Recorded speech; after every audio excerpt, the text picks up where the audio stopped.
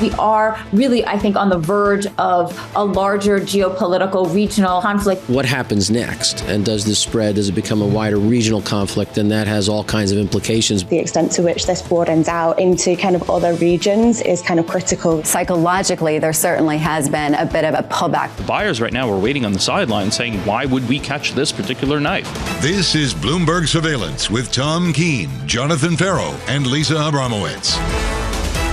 Live from New York City this morning. Good morning for our audience worldwide. This is Bloomberg Surveillance on TV and radio alongside Tom Keene and Lisa Abramowicz. I'm Jonathan Ferro. Your bond market reopened stateside and reopens with a powerful rally on a 10-year yield down 13 basis points. TK, your 10-year, 466. We have to wait and see how it settles out. I mean, we come off of what we saw last night with certainly a flight to quality as a general statement, although I don't see that in the Swiss franc. But I think we've got to let it play out. The news flow from Israel is just minute by minute, literally, at this point. This is a treasury market, of course, Tom, that missed out on the haven flows yesterday. Lisa, you have to also throw in the Fed speak we've had over the last week, which really started with your interview with the San Francisco Fed President, Mary Daly. Throw in Jefferson, throw in Logan. They're comfortable letting this bond market do the work for them. And then what happens? The rally starts. Which I wonder if that's going to lead to them actually coming back and maybe reversing some of their stance, sort of this chicken and egg kind of question. But I take your point. Is this less of a haven trade type of bid and more of a just simple response to Fed officials that are signaling that maybe they're done? And I think that really is maybe the confusing tea leaves we need to parse through, more than just saying simply, this is a haven bid showing that Treasury was once again are the place to go if you're worried about just global security. I think it's a data-dependent bid. They're going to wait to see what PPI is, which used to not matter, and I'll take the point. PPI matters here. And then what's CPI? Wednesday? Thursday? I can't remember. Thursday. But the answer is CPI is front and center, maybe more important than the bang-up jobs report we have. That's the bond market taken care of. Allow me to bring you the update on Israel. The latest from Prime Minister Benjamin Netanyahu, saying the retaliation has only started. Yesterday, we'd learned that Israel announced its largest ever mobilization, more than 300,000 army reservists. Tom, our latest understanding of things and how it's developing, Israeli military is building a base next to the Gaza Strip to accommodate thousands of soldiers and prepare for what could be the next phase of retaliation. We're going to focus on this here first, and it is thousands of soldiers, it's a mobilization of Israel. I would suggest there is no American equivalent. We have to always put scope and scale in order. And if it's a round number 300,000, that adds millions of people that would be equivalently caught up in America. Looking forward to catching up with John Kirby from the administration a little bit later on this program this morning. Just to bring you a snapshot of the price action currently on the S&P 500, we are a little bit firmer yesterday as well, potentially a third day of gains on the S&P, up by 0.2%. There's the move in the bond market. Big rally, yields lower by 13 basis points. And in foreign exchange, that means you have a weaker dollar. The euro, very close to 106, Lisa, 105.99. And one of the key distinctions this morning is going to be parsing through whether this is a haven type of bid or whether this is in direct response to Fed speakers today. We get a slew of additional speakers, including Atlanta Fed President Raphael Bostic, Fed Governor Chris Waller, Minneapolis Fed President Neil Kashkari, and San Francisco Fed President Mary Daly. If they double down, it's true, we are hearing repeat speakers. If they double down on this message that the bond market is doing the work for them, even as the bond market starts to move in the other way, that could turbocharge some of the moves. 10:15 a.m. we hear from U.S. Treasury Secretary Janet Yellen. She is speaking at Marrakesh at the IMF annual meeting. Curious to see the tone on sort of uniting different geopolitical factions at a time of increasing splintering, especially as the conflagration in the Middle East does potentially expand. And today at 1 p.m., President Biden is giving remarks on the attacks in Israel. Very curious to hear how he dovetails the U.S.'s ability to respond as House Republicans continue to debate who is going to be their speaker. Elisa, thank you. Your latest update, the war between Israel and Hamas in its fourth day with at least 1,500 dead. The Israeli military responding with strikes in Gaza overnight. Hamas threatening to kill hostages if civilians in Gaza are killed in strikes without warning. President Joe Biden confirming at least 11 U.S. citizens have died in the conflict. As Lisa mentioned, Biden set to speak at 1 p.m. Eastern Time. Bloomberg's Israel Bureau Chief Ethan Broner joins us now from Tel Aviv. Ethan, wonderful to finally catch up with you, sir. Can you just give us the current state of play, where things stand right now? Well, you've all expressed it pretty well, where there are 300,000 guys in uniform waiting on the border. They have set up this base. They are a little stretched for equipment, they say. The U.S. is filling it in. But it does feel like we are but days away from a major land invasion. It's impossible to imagine them trying to carry out what they claim they want to do, which is to end Hamas's ability ever to do what they did on Saturday again without such a sort of house-to-house kind of invasion. So I think that, markets, certainly everything is going to start going relatively crazy once that happens. And then there's the other factor, which is might Hezbollah in Lebanon join in? There was a warning from Iran today that Israel needs to not do what it's doing in Gaza. Ethan, you are exceptionally experienced with this. Your work at the New York Times on Al-Qaeda 20-some years ago. I'm fascinated how you perceive Israel's perception of Hamas as a terror group. Is it a specific group? Is it an entity? Or is it a band of thugs? What's the character that Israel perceives Hamas? This is a fascinating question. And the reason it's so interesting is that Israel's view of Hamas shifted dramatically 3 days ago or on Saturday. Before then, there was this, originally it was seen as a group of thugs. Then for 16 years, they have been ruling in Gaza, and they have actually been negotiating with Israel. There have been 18,000 Gazans who've been working in Israel. That requires negotiation and interaction with the Israeli officials and letting in all kinds of stuff. So there was a sense that actually it was becoming a more responsible, normal kind of ruling organization.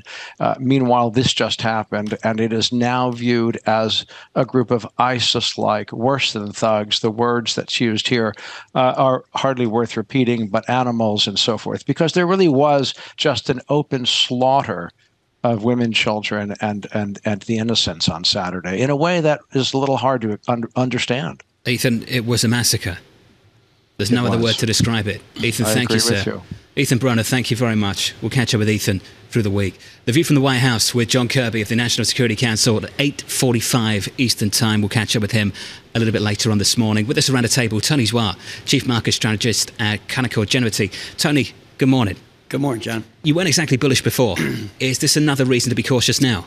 So last week we talked about an environment ripe for an oversold rally, and this kind of all plays into it, where you got our weekly stochastic got to the lowest level it was since the low in last October, and then before that, the Christmas Eve massacre in 2018. So you got a lot of the average stocks already smoked. When you get that oversold, it's an environment ripe for a tactical bounce, but I think it's just a tactical bounce until you really get a significant and sustainable improvement in all areas of credit. And that can only come from a major Fed tone change. How much have the events over the weekend changed or altered your framework for how you view things going forward in terms of your stock selection, in terms of your allocations, just simply because of the potential for oil prices to go higher, of growth to be impeded, of borrowing to increase to fund some of the conflict?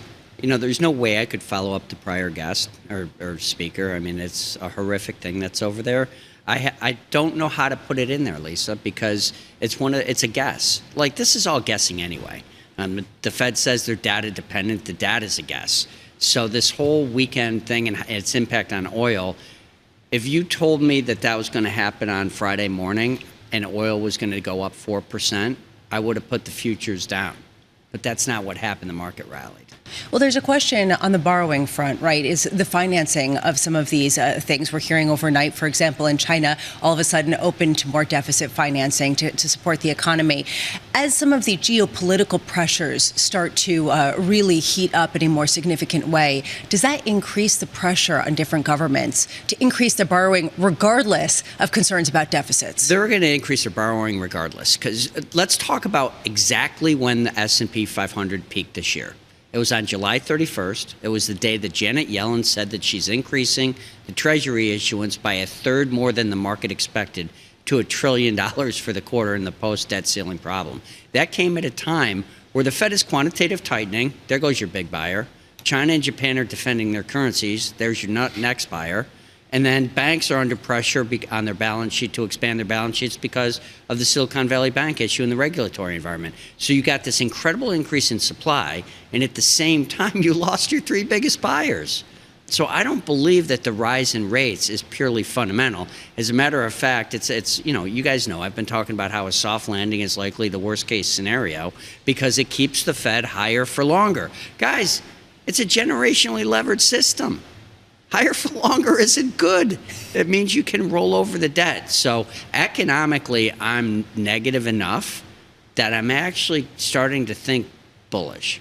Because you get 3 stages of a decline in economic weakness. You get good news is bad news, because it means Fed's going to tighten. We got that. That was last year. Then you get bad news is good news. Okay, the Fed's going to be done. We're kind of in the midst of that chopping around over the course of the last few months. And then you get bad news is bad news. It's when you actually get into that recession trade. Well, and when that's happened, that's when you want to attack. Okay, we call that catharsis medically. Yeah, that's right. You're saying that just flat out to reinvigorate the Dwyer bull market, we need a catharsis out. Where's that equivalent on VIX? Well, let's forget about it. Can happen from an event, but it's got to happen from a tone change at the Fed. Everybody looks to 1995 and the magic, mystical soft landing. That wasn't magic. You got a 200 basis point drop in corporate rates, mortgage rates, and treasury rates. Fed only cut 3 times, the last one on January 96. So it's not like the Fed was going down 75 basis points at a clip. It was the treasury market dropping that dropped the mortgage market, that stimulated the bond market. You had to have an improved outlook for money. So for me, it's not this great academic study, it's common sense. What makes the Keene household, with all his kids and camps, get out there and spend? He's got to have access to more money. Tony, that's not the right question. It's what stops them. What stops the Keene household from spending? Nothing. Literally nothing. Even private credit's going to take over the limit he might have on a bank. I've got private equity coming in. I'm talking to Apollo about it. They're trying to lever you up. A leverage buyout. Tony, let's wrap things up. What's the common sense call on the banks going into Friday? They're down so much, I think the common sense call is don't make a guess. I don't think it's going to be great, John. Bank lending standards are tightening. NFIB just came out a little while ago. Small businesses aren't optimistic. The business side of it isn't great, but they've already been smoked. So what are you going to short them now? So I think it's just to kind of get out of the way, wait for credit to improve. As I said, that's the bad news is when you want to go attack banks, you want to attack consumer, you want to attack those early cycle names. Do you get the sense that high yields are hurting them, not helping them? Hasn't that been the surprising story of the year so far? It is, but high yields help them. High spiking yields don't. And I think that's what we're really missing here is, okay, let's say the bond market's rallying, that's terrific. It's helping the futures. I'm on a trade call anyway. I think it's going to bounce. It's still oversold. Here's the problem. You could go down 50 basis points and be where you were when it was already a problem a little while ago. So it really is like in 95, 1966, 2019, 2016. What generated the economic recovery was a significant sustainable drop in treasury, mortgage, and corporate rates. That's what you got to see. Tony, thank you, sir, for dropping by the studio. Tony Dwyer there of Canaccord Genuity. Big rally in the bond market this morning. Yields lower by something like 13 basis points. Tom, your 10-year in and around 467 right now. 2-cent spread comes back. It steepens out a little. I'm going to call that noise. The real yield, John, at 2.35% is again in 13 basis points. Let's call it a flight to quality adjustment. John, you mentioned the banks. Before the show, we were talking Bank of America and some of the concern people have about their interior dynamics. Maybe we'll get clarity. They are down 5.3 standard deviations from the peak. If you go back to 2022, you enjoyed it, John, at $50 a share. It's been halved and is trading really at lows back to 07. They've had a really, really tough year. I didn't realize that. Looking ahead to earnings, we'll get earnings from Bank of America next week. JP Morgan coming up on Friday. Stuart Kaiser of Citi in the next hour on the markets. Coming up next on this program this hour, Stephen Cook, the Senior Fellow for the Middle East at the Council on Foreign Relations. That's next from New York. Good morning.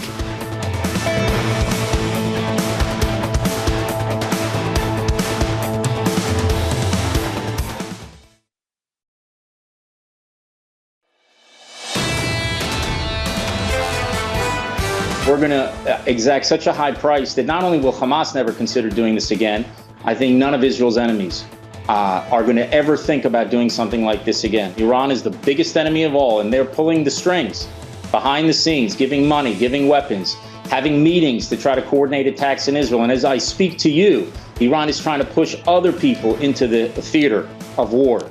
Was Ron Dermer, the Israel Minister of Strategic Affairs. Fantastic conversation with him yesterday. Big question, I think, for all of us worldwide, whether Iran will be implicated, Tom, directly. He talked about what his working assumption was and how that working assumption had changed over the last few days. It was a fabulous conversation. And John, let's review that because it was buried in the middle of a heated back and forth between you and the ambassador. And this is the basic idea where it's not that he let slip out, but he made very clear that they are studying the immediacy of Iran within all of this day by day and into day 4 of this war. It sounded like they were looking at incoming intelligence, Lisa, and trying to figure out whether there is anything to be seen here conclusively about Iran's direct involvement in the events over the weekend. He said something very interesting in response to one of your questions, saying that initially it did not seem as though Iran was directly involved in planning this attack. Different information has made them look more closely. So this seems like, to your point, this is an ongoing discussion and investigation, not something that's conclusive as of yet. We'll turn back to that in just a moment. I want to turn back to the price action in the equity market on the S&P 500. A lift yesterday, a lift again today on the S&P up by 0.2%. Here's your rally in the bond market. Yields lower by something like 13 basis points.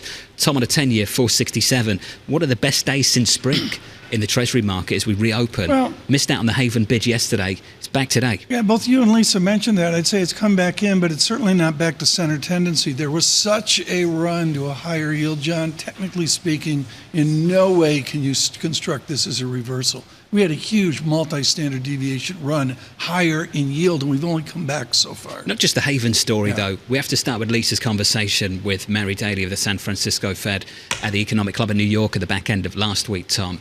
Just raising the idea, I think a strong suggestion that they're happy to let the bond market do the work for them. Heard that from Jefferson yesterday to some extent. Right. Heard it from Logan of Dallas as well, to a greater extent too. You got the Goldman Sachs series, but also the Bloomberg Financial Conditions Index shows that restriction.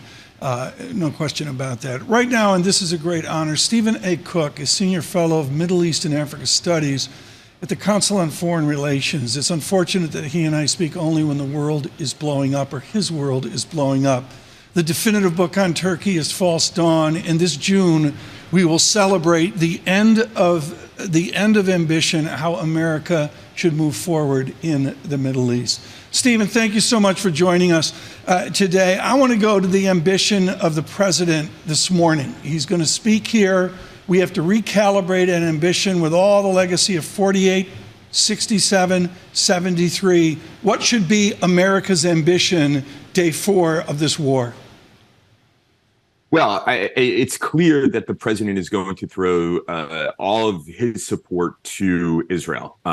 Already, there is actually bipartisan support for anything that the Israelis need. Resupply, they will need a resupply of Iron Dome interceptors.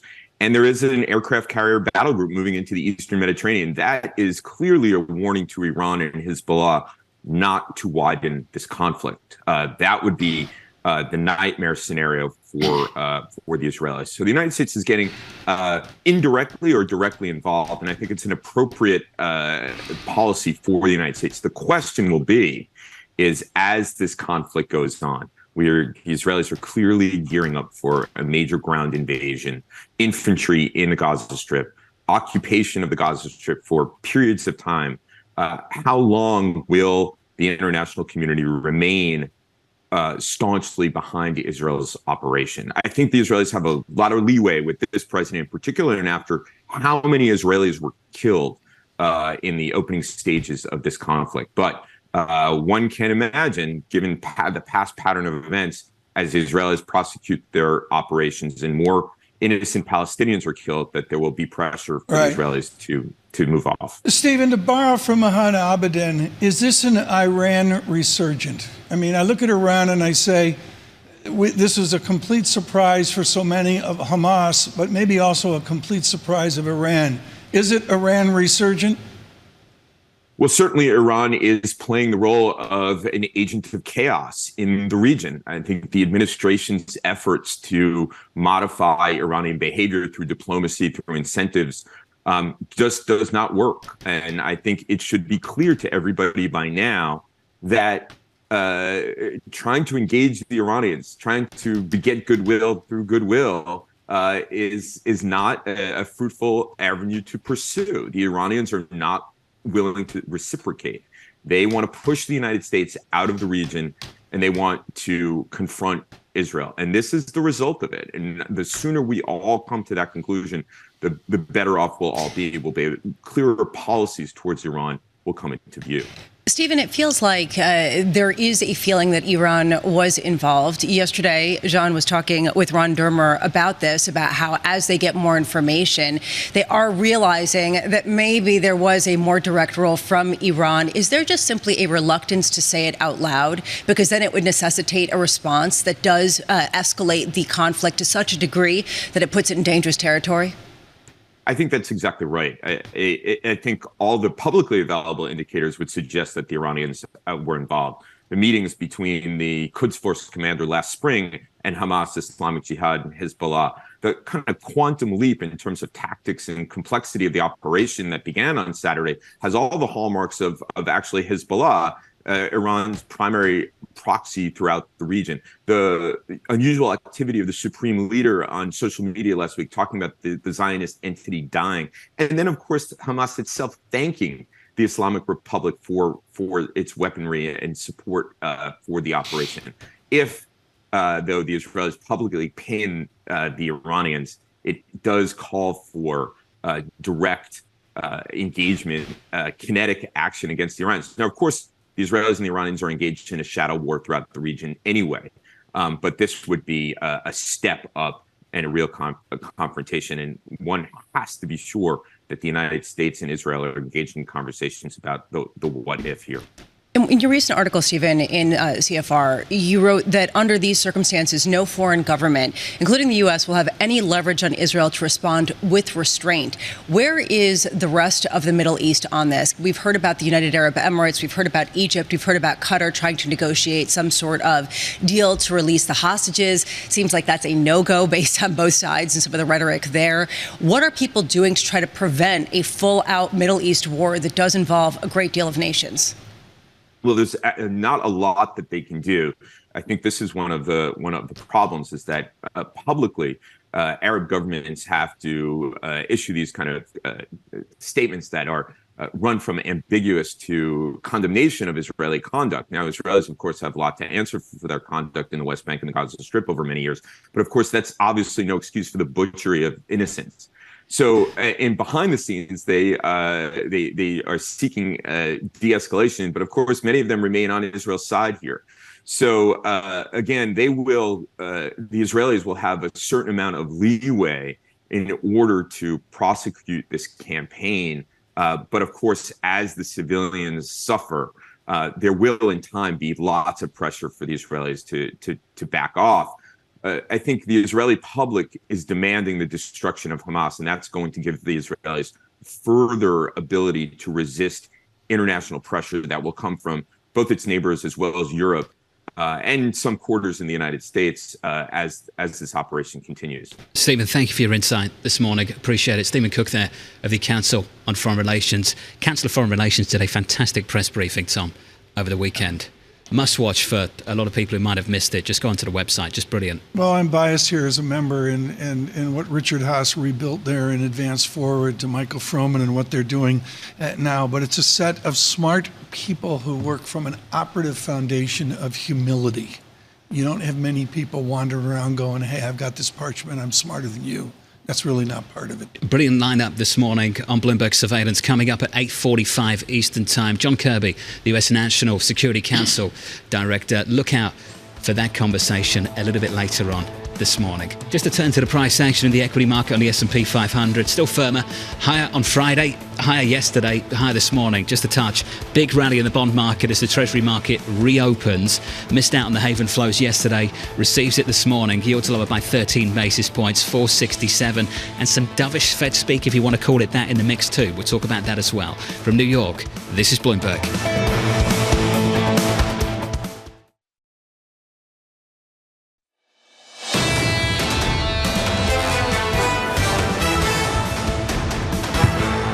attempting to build on the biggest two-day rally on the S&P 500 since August. Here's the price action for you right now. We're firmer by 0.2% on the S&P, up by 0.3 on the Nasdaq. A lift on a Russell, the small caps as well. That rally continues, up by 0.4%. Here's the monster rally in the Treasury market. 2-year, 10-year, 30-year, 2-year south of 5%, down 8 or 9 basis points to 4.99. 10-year off by 13 basis points at 466.95. Quite a rally, Lisa. Honestly, this to me just highlights not just the Haven bid, but also what we've been seeing with respect to some of the commentary from Fed officials. The thing is that at what point does this kind of move encourage them to go further, right? I mean, it basically is this, self-fulfilling cycle that leaves us in this loop with watching Fed officials and the Fed officials watching the bond market. It's a major issue, TK. You say we're comfortable allowing the bond market to do the work for us, then the bond market starts to go the other way. Yeah, well, that's the perversity of the markets. It's always fun and games. But, John, I'm going to bring that insight of yours right over to the equity markets. And, with the news flow that's going on, including a war, how do we make light of earnings season? And I'm going to take the perversity of the bond market and bring it over to OMG, Pepsi raises profit forecast as sales earnings beat estimates. That's terrible. That's good news is bad news, or bad news is good news. Are we drinking less Pepsi because of Ozempic? That's exactly my thinking. I knew that's what you were thinking, Bram. How much are they going to be talking about Ozempic in the earnings call? Completely. Within the news flow right now, you don't want to make jokes about it, but at the same time, is this what we're going to see across all of earnings season? As we've heard from select strategists, it may not be so bad. PepsiCo up by 2.75% in the pre-market. We'll hear from JP Morgan on Friday, then on to the other big banks into next week. I want to turn to foreign exchange. Rally in the bond market, yields lower on treasuries, dollar weaker, as you might expect. Through 106 briefly on the euro, back to about 105.97 on that currency pair, firmer here by 0.3%. Under surveillance this morning, the conflict between Israel and Hamas in its fourth day, with the death toll rising past 1,500. Israel saying it will respond, quote, very severely and aggressively to the attacks, while Hamas said it was willing to kill hostages if there are civilian fatalities in Gaza without warning. President Biden confirming 11 Americans have died in the conflict, with more likely being held hostage. Trying to work out the next phase of retaliation from Israel, Lisa, based on what we saw yesterday, 300,000 Army reservists building out a base near Gaza. You get the sense that it's just the beginning. And the images are really horrific. And we've been watching this unfold. And the idea that there's more to come just leaves everybody with a sense of foreboding. And earlier this morning, some of the reporting said that additional 60,000 people were called up. So now the number has gotten to 360,000 troops in a population of 9 million in a country, just to give the size and scope, to prepare for what's coming next. I do think it's interesting when it comes to what people are watching. Bob McNally, a former White House official, said to Bloomberg TV earlier this morning, the road to an oil crisis leads through Iran. Everyone watching very much Iran, the response, and whether they will formally get sort of charged in the public court with really being behind this. It goes back to what Halima Croft of RBC said, Tom, after the weekend. Iran, the wild card. All questions in the market go to Iran. And Stephen Cook wasn't too optimistic about that in his comments, but I would suggest, John, there's also the domestic color here as well, which we're not seeing in the American media this morning, and that is a triangulation between Gaza, the West Bank, and the northern border with Lebanon. And I'd also underscore that there's a raging debate within domestic Israel, the blame of Netanyahu and such, and the idea of forming literally what the British would call a war government, a la Churchill, where they have what they would call a unity and emergency war cabinet. I want to turn to the news elsewhere, TK. China considering raising its budget deficit for 2023 as it prepares a fresh round of stimulus to help the economy meet its annual growth target. This according to our reporting here at Bloomberg.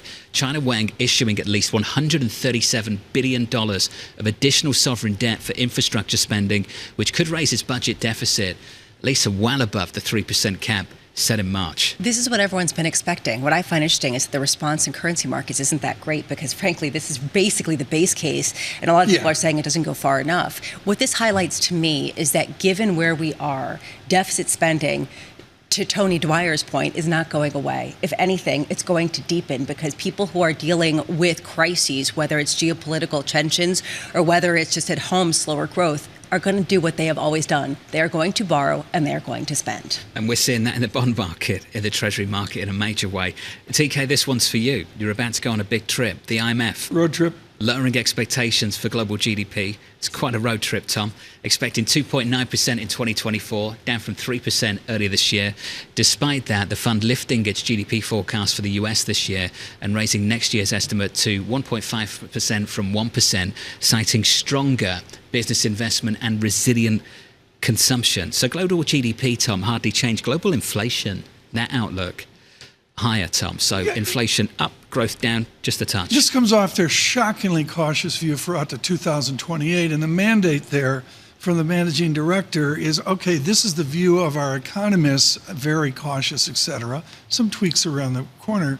But how do we optimistically look out at growth? This panel that I'm doing on Friday is going to try to cast some optimism on looking out 5 years at what is actually not grim, but tepid world trade dynamics. Would you like to describe your road trip to Morocco, to Marrakesh? How long is that road trip? The Gulf Stream has to stop. I thought we could go nonstop, but we can't. You do a stop in Europe? Yeah, we do. I don't know. I don't worry about that. But we're going to go out. It's a great team. Francine is leading our coverage. She'll be there Wednesday. Throughout, Eric Martin leading our IMF coverage for Bloomberg News. And there's going to be some fascinating trends. To me, the most fascinating trend, witness Colby Smith's article in the FT today, is Yellen is there, and she's not showing up.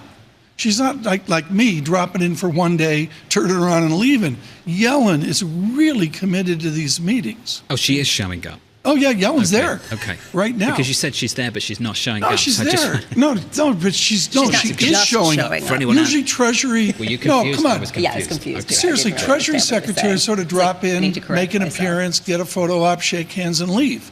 That's not what Yellen's doing. She is really committed to the meeting, and we'll get some news out of that from our team in Washington. Right now, on the U.S. economy, Lindsay Piegza, we must look at the inflation dynamics of this important CPI report. Where's your vector on CPI right now? How in disinflationary is Lindsay Piegza of Stifel? Well, we certainly have seen ongoing disinflationary improvement in the core, but what is concerning is that recent reversal in the headline. Now, of course, the Fed is not going to adjust policy based on a temporary move in headline prices. And in fact, that's why we strip out those volatile components of food and energy so that we can get that more clear underlying trend to drive monetary policy decisions. But the concern is that we've seen now higher energy prices driving headline prices for quite some time, which eventually then leads to a reversal in the core, or at least upward pressure on the core. So that higher energy prices steeping into that core component, and that can lead to a discernible adjustment in Fed policy if we do see inflation showing less improvement towards that 2% target. Lindsay, let's go through the Fed speakers we've heard from in the last week, one by one. Daily with Lisa, great conversation, followed up by Jefferson, by Logan, all of them seeming comfortable to outsource monetary policy in the next decision to the sell-off in the bond market. Got a reversal this morning off the back of some of that. What do you make of that, Lindsay?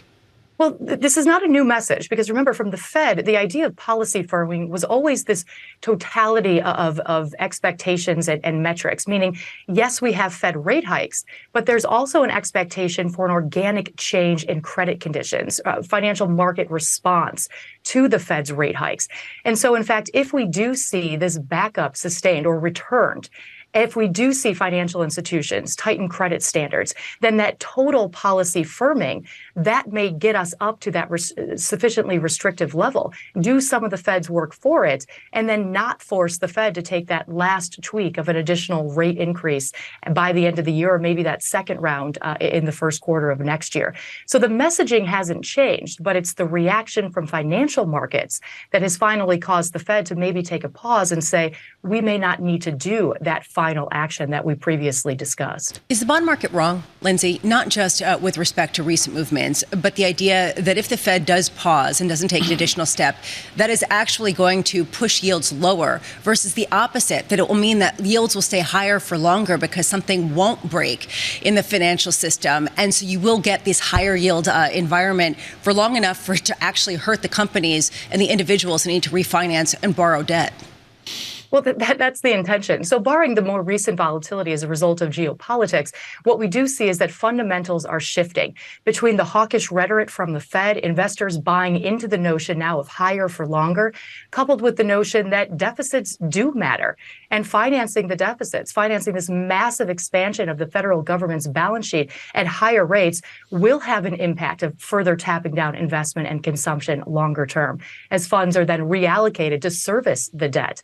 And we also saw, of course, the Treasury increasing quarterly issuance for the first time in 2.5 years. So all of these metrics now coming together for this eye-opening experience to suggest that we can't continue to spend unchecked and that eventually debts do need to be repaid. So I think the mindset and the thought process is finally shifting after years and years of low interest rates, really mitigating any concerns of a bloated government's balance sheet having a prolonged negative impact on the domestic economy. Lindsay, do you still see 10-year yields going to as much as 6% because of fundamental, not necessarily structural kinds of reasons? I think 6% is a realistic target on a longer term basis. Right now, I don't see that happening. I do think there's still some concerns of weakness in the economy, still some concerns about international stability.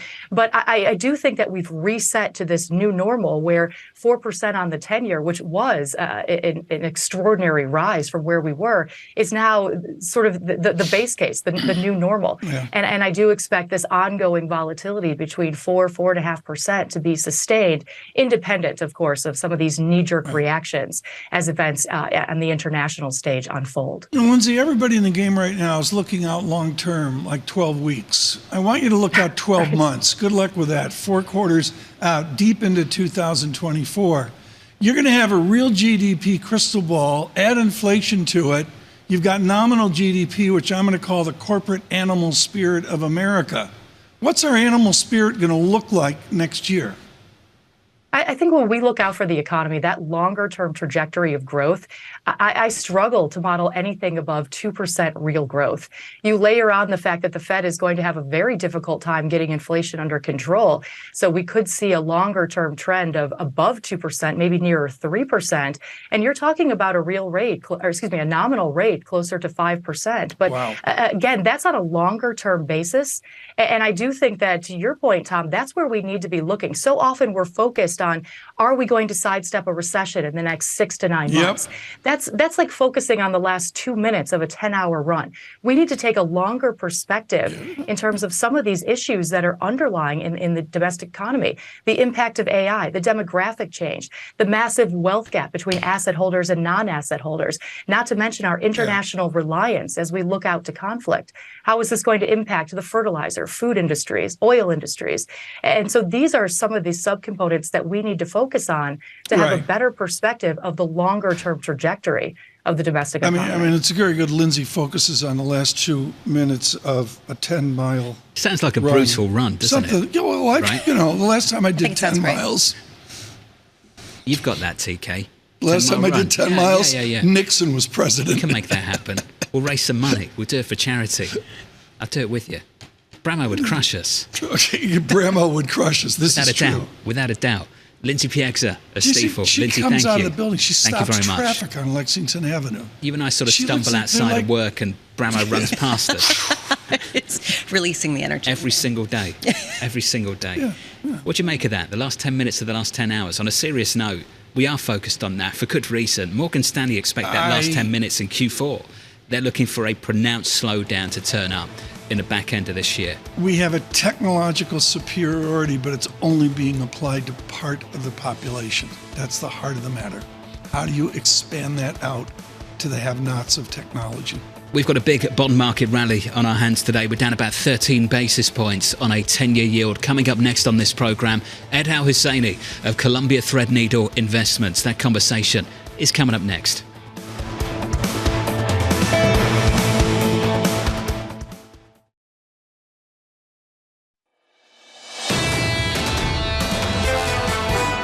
What I think about is the real rate that is required to bring our aggregate supply back into balance with aggregate demand. I think current policy is restrictive and putting downward pressure on the inflation rate. And that's really what my concern is. That was the Fed Vice Chair Philip Jefferson speaking at the National Association of Business Economics over in Dallas. The Vice Chair sounding like he might be done, given the sell-off we've seen in the bond market over the last couple of months. That sell-off doesn't look like a sell-off right now. It's a rally. Yields are lower on a 10-year by 13 basis points, 4.67 in the FX market. Weaker dollar, stronger euro, just short of 106, 105.97. We're positive there by a third of 1%. A helping hand to the equity market, Tom. Potentially a third day of gains on the S&P, up by a quarter of 1%. Well, it's a reflex rally. You know, you end up doing a standard deviation analysis, and I don't want to make too much of it. Again, bonds, equities, the same story. Huge moves. And we've had a little bit of a reversal, but I got to see more. And maybe we'll get that off inflation, as Lindsay talked about on Wednesday. And just to finish on crude with the best day since spring for the performance yesterday. Big one-day rally. Crude right now negative by 0.4%, back to 86. So not a sustained rally, Tom, following the tension, the brutal attacks over the weekend. Well, we'll have to see on that. We've got many good guests coming up here. We have an AMH coming up in 30 minutes, right? In the next hour? Yeah. So we'll have to see from her, and also an important guest from London here on the war that we see in Israel. Right now joining us here, and is perfectly timed, is Ed El-Husseini, Senior Interest Rate and Currency Analyst, Columbia Threadneedle, and far more importantly, tours of duty at World Bank and IMF as well. Ed, Lisa and John have some more narrow questions about where are we right now with rates. I want you to dovetail in what Eric Martin reports for Bloomberg News from Marrakesh, which is a really moldy global GDP outlook. How does the real economy, global economy, and world trade, how does that affect the yield forecast? Yeah, I think it's a fantastic example of the U.S. being a significant outlier to what's going on in the global economy. The U.S. is relatively closed. The dynamics driving rates here are really focused on the domestic inflation story, and more recently a little bit on the domestic fiscal outlook. What's going on globally is very, very much in the background. And you can see in the course of 2023, significant slowdowns in Europe, in Germany in particular, slowdowns in China, very little spillover into the U.S. rate market as a result. I look at where that global call is, and I look at the rate dynamic, and it comes to the inflation-adjusted rate, the real rate. Is the real rate now in the United States, however you want to measure it, is it ample? Is it enough to affect the economy?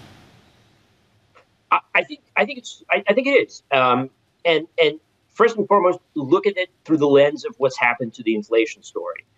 Right. The inflation has been on a very healthy trajectory down. It's declined a lot faster than I think both market participants and the Fed anticipated. And that's, exhibit number one in terms of monetary policy being quite effective and quite restrictive at this point. You look at it globally, and the dollar, particularly the strength of the dollar and where interest rates are today, has played a significant role in slowing the global economy. I think it's been less successful in slowing the U.S. economy, but that, I think, is a matter of time. One sort of wild card in this, Ed, is a lot of people are talking about how a lot of major economies would stop spending so much when rates got to a certain level, and given how much deficit has been built up over this period of the pandemic. I wonder about that. Do you really believe that there is going to be any kind of spending cutback, or just an acceleration of spending with the hope that rates will eventually come back down, because there is no tolerance for weakness, as we are seeing again and again? I mean, it's such a difficult question, because so much of it depends on political outcomes. We have an election coming up here in the U.S. Will that refocus Congress on fiscal policy and potentially, pulling back on the discretionary bits and pieces of spending into the future? Really, we don't know. It's premature, I think, at this point to look at fiscal policy either here in the U.S. Or fiscal policy writ large, China, Europe, and conclude that just because interest rates have risen in the course of the last 6 months or so, that's going to refocus us on pulling stimulus back and getting to a place where fiscal deficits are much smaller. I think that's an open question at this point. Well, and Ed, to that point, a lot of people traditionally have said we can't predict the government. We can't predict some of these geopolitical events. So we're going to ignore them.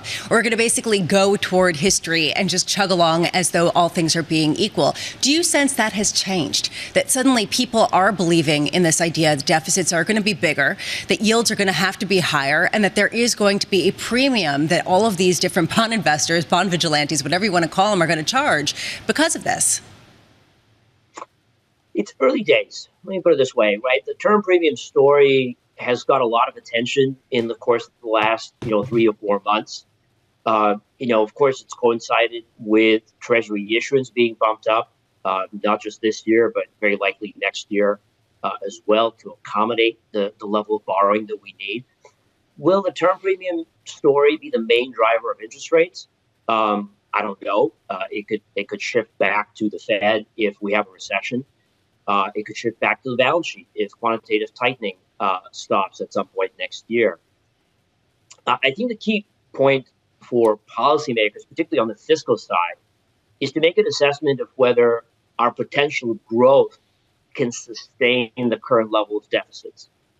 The answer to that has been affirmative for decades. We've not been in a place where deficits have been unsustainable. We've been easily able to cover debt service.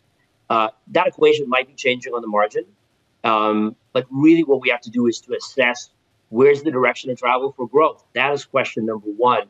And we have significant investments happening right now in infrastructure, in manufacturing, in the green transition.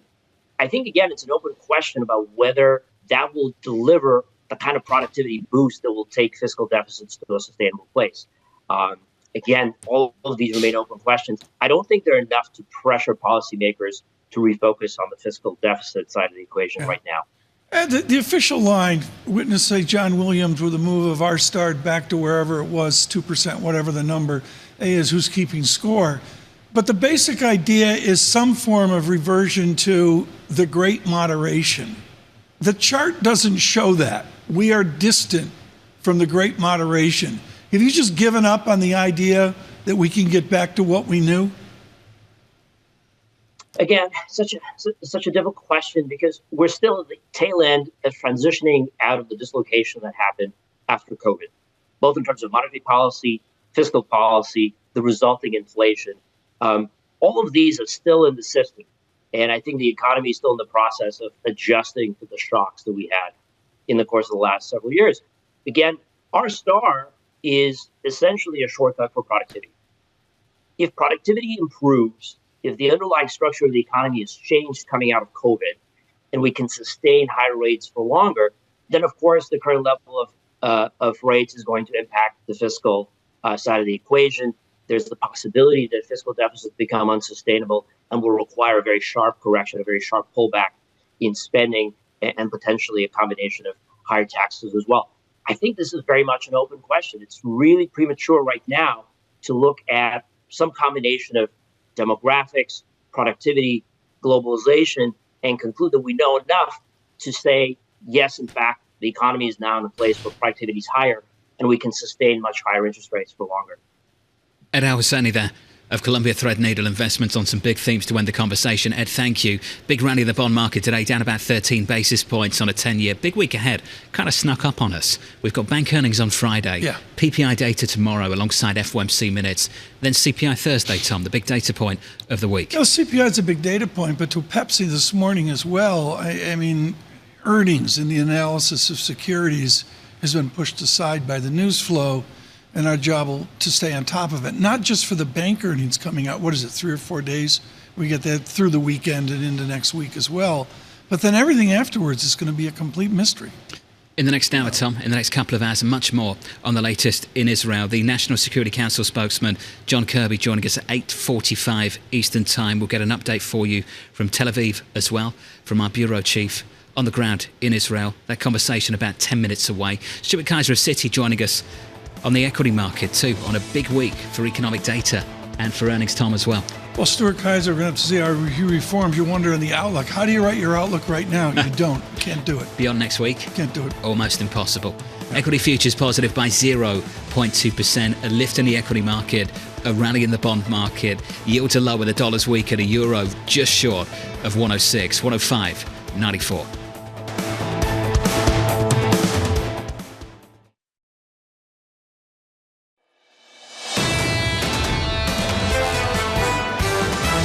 We are really, I think, on the verge of a larger geopolitical regional conflict. What happens next? And does this spread, does it become a wider regional conflict? And that has all kinds of implications. The extent to which this broadens out into kind of other regions is kind of critical. Psychologically, there certainly has been a bit of a pullback. The buyers right now are waiting on the sidelines saying, why would we catch this particular knife? This is Bloomberg Surveillance with Tom Keene, Jonathan Ferro, and Lisa Abramowicz. Big rally in the bond market, live from New York City this morning. Good morning, good morning. For our audience worldwide, this is Bloomberg Surveillance on TV and radio, alongside Tom Keene and Lisa Abramowicz. I'm Jonathan Ferro. Your bond market this morning looks like this. Yield lower by 12 basis points, 467 on a 10-year yield. Tom missed out on the haven flows yesterday, given the Treasury market was closed. Pick up on that this morning. Throw in some dovish Fed speak as well. You've got quite a rally. I think the dovish Fed speak was maybe the thing that put it over the top, but I really want to make clear, as I said in the last hour, if you look at the fan distribution of what we've been through the last couple of weeks, John, we've barely made, we're not even near mid-trend. I mean, we've come back 13 basis points is a talking point here. The 210 spread has come back 4 basis points for further inversion this morning, but it's pretty much a nudge back. I wouldn't say it's the center tendency. Andrew Hollenhorst, Citi, just publishing a dovish turn. Lisa, we've been surprised at the relatively unified dovish response of Fed officials to this rise in longer-dated yields. Andrew Hollenhorst and the team over there has been calling for an additional hike in November, and this seems to be maybe tiptoeing away, maybe, from this tape. But what I thought was interesting is in this note, he says the attempt to control longer-term Treasury yields through rhetorical intervention is unlikely to be successful in the long term. In other words, all of the shocks that we're seeing are likely to be inflationary, not disinflationary. And really, going forward, that is their focus. The latest on the ground in Israel just moments away. Let me turn to the price action before we get there. Equities with a lift, up 0.2% on the S&P. Bonds with a rally, yields down hard by 12 basis points. Crude higher yesterday, lower this morning by 0.5%. Lisa, WTI 85.96. Today we get a slew of additional Fed speak to follow on what we heard yesterday and last week, including Atlanta Fed President Raphael Bostic, Fed Governor Chris Waller, Minneapolis Fed President Neil Kashkari, as well as, again, San Francisco Fed President Mary Daly. Do they reaffirm this feeling that the bond market is doing their work for them, even as the bond market responds to that, perhaps, and goes the other direction? 10:15 a.m., we hear from U.S. Treasury Secretary Janet Yellen. She is going to be in Marrakesh in Morocco at the IMF annual meeting. She is going to be up north, I believe, before she heads to Marrakesh, speaking about what she sees going forward in terms of lending. Also, though, how does she coalesce allies and this sort of feeling around the IMF and the World Bank at a time of sort of splintered alliances? And today at 1 p.m., we do hear from President Biden on the situation in Israel. Lisa, thank you. Looking ahead to that, here's your top story this morning. The war between Israel and Hamas in its fourth day, with at least 1,500 dead. The Israeli military responding with strikes in Gaza overnight and reclaiming control of the towns near the border. Hamas threatening to kill hostages if civilians in Gaza are killed in strikes without warning. President Joe Biden confirming at least 11 U.S. citizens have died in the conflict, and Americans are likely among the hostages being held. Joining us now is Bloomberg's Israel Bureau Chief, Ethan Bronner, joining us now from Tel Aviv. Ethan, good to catch up with you once again, sir, this hour. Let's walk through where we are now, the response we've seen so far, and the escalatory steps you're expecting in the not-too-distant future. So, as you said, the Israelis have gathered hundreds of thousands of troops on the edge, on the border of Gaza, for an expected ground assault. They have been bombarding from the air for the last couple of days. The Americans are sending aid. I think it's going to help with the Patriot missiles, the anti-missile system, and as well as aerial ability to target things. And there's some basic equipment that soldiers need as well. The big question is, will this be limited to Hamas, or will Hezbollah in the north get involved once Israel goes all in? into Gaza, and it's very hard to know. But the situation is going to be quite dire in Gaza. Israel has cut off electricity and water, and there's no place to go anymore because the Rafah exit at the end toward Egypt has been closed off as well. Ethan, have you sensed a change in tone toward Iran and their potential involvement in this attack? I mean, there's a question around whether publicly officials in Israel, in the U.S., want to blame Iran because then it would necessitate some sort of more aggressive response. That's an interesting question, Lisa. I mean, my instinct is that in theory, and assuming it is not messaging, that they have not, in fact, been able to determine whether Iran had a specific hand that actually led this attack, this massacre that occurred on Saturday in Israel. So I'm not sure that they're playing around with calling it in order to decide whether to hold them responsible or not. My understanding is they weren't able to link them directly to it. Ethan, away from the war, there is talk of a coalition government. I mean, it harkens back to the United Kingdom in 1940. We don't need a long dissertation, but we need the Bronner treatment on the party of Sharon getting together with the party of Rabin from 30 and 40 years ago. Can you have some form of emergency government in a fractured domestic politics?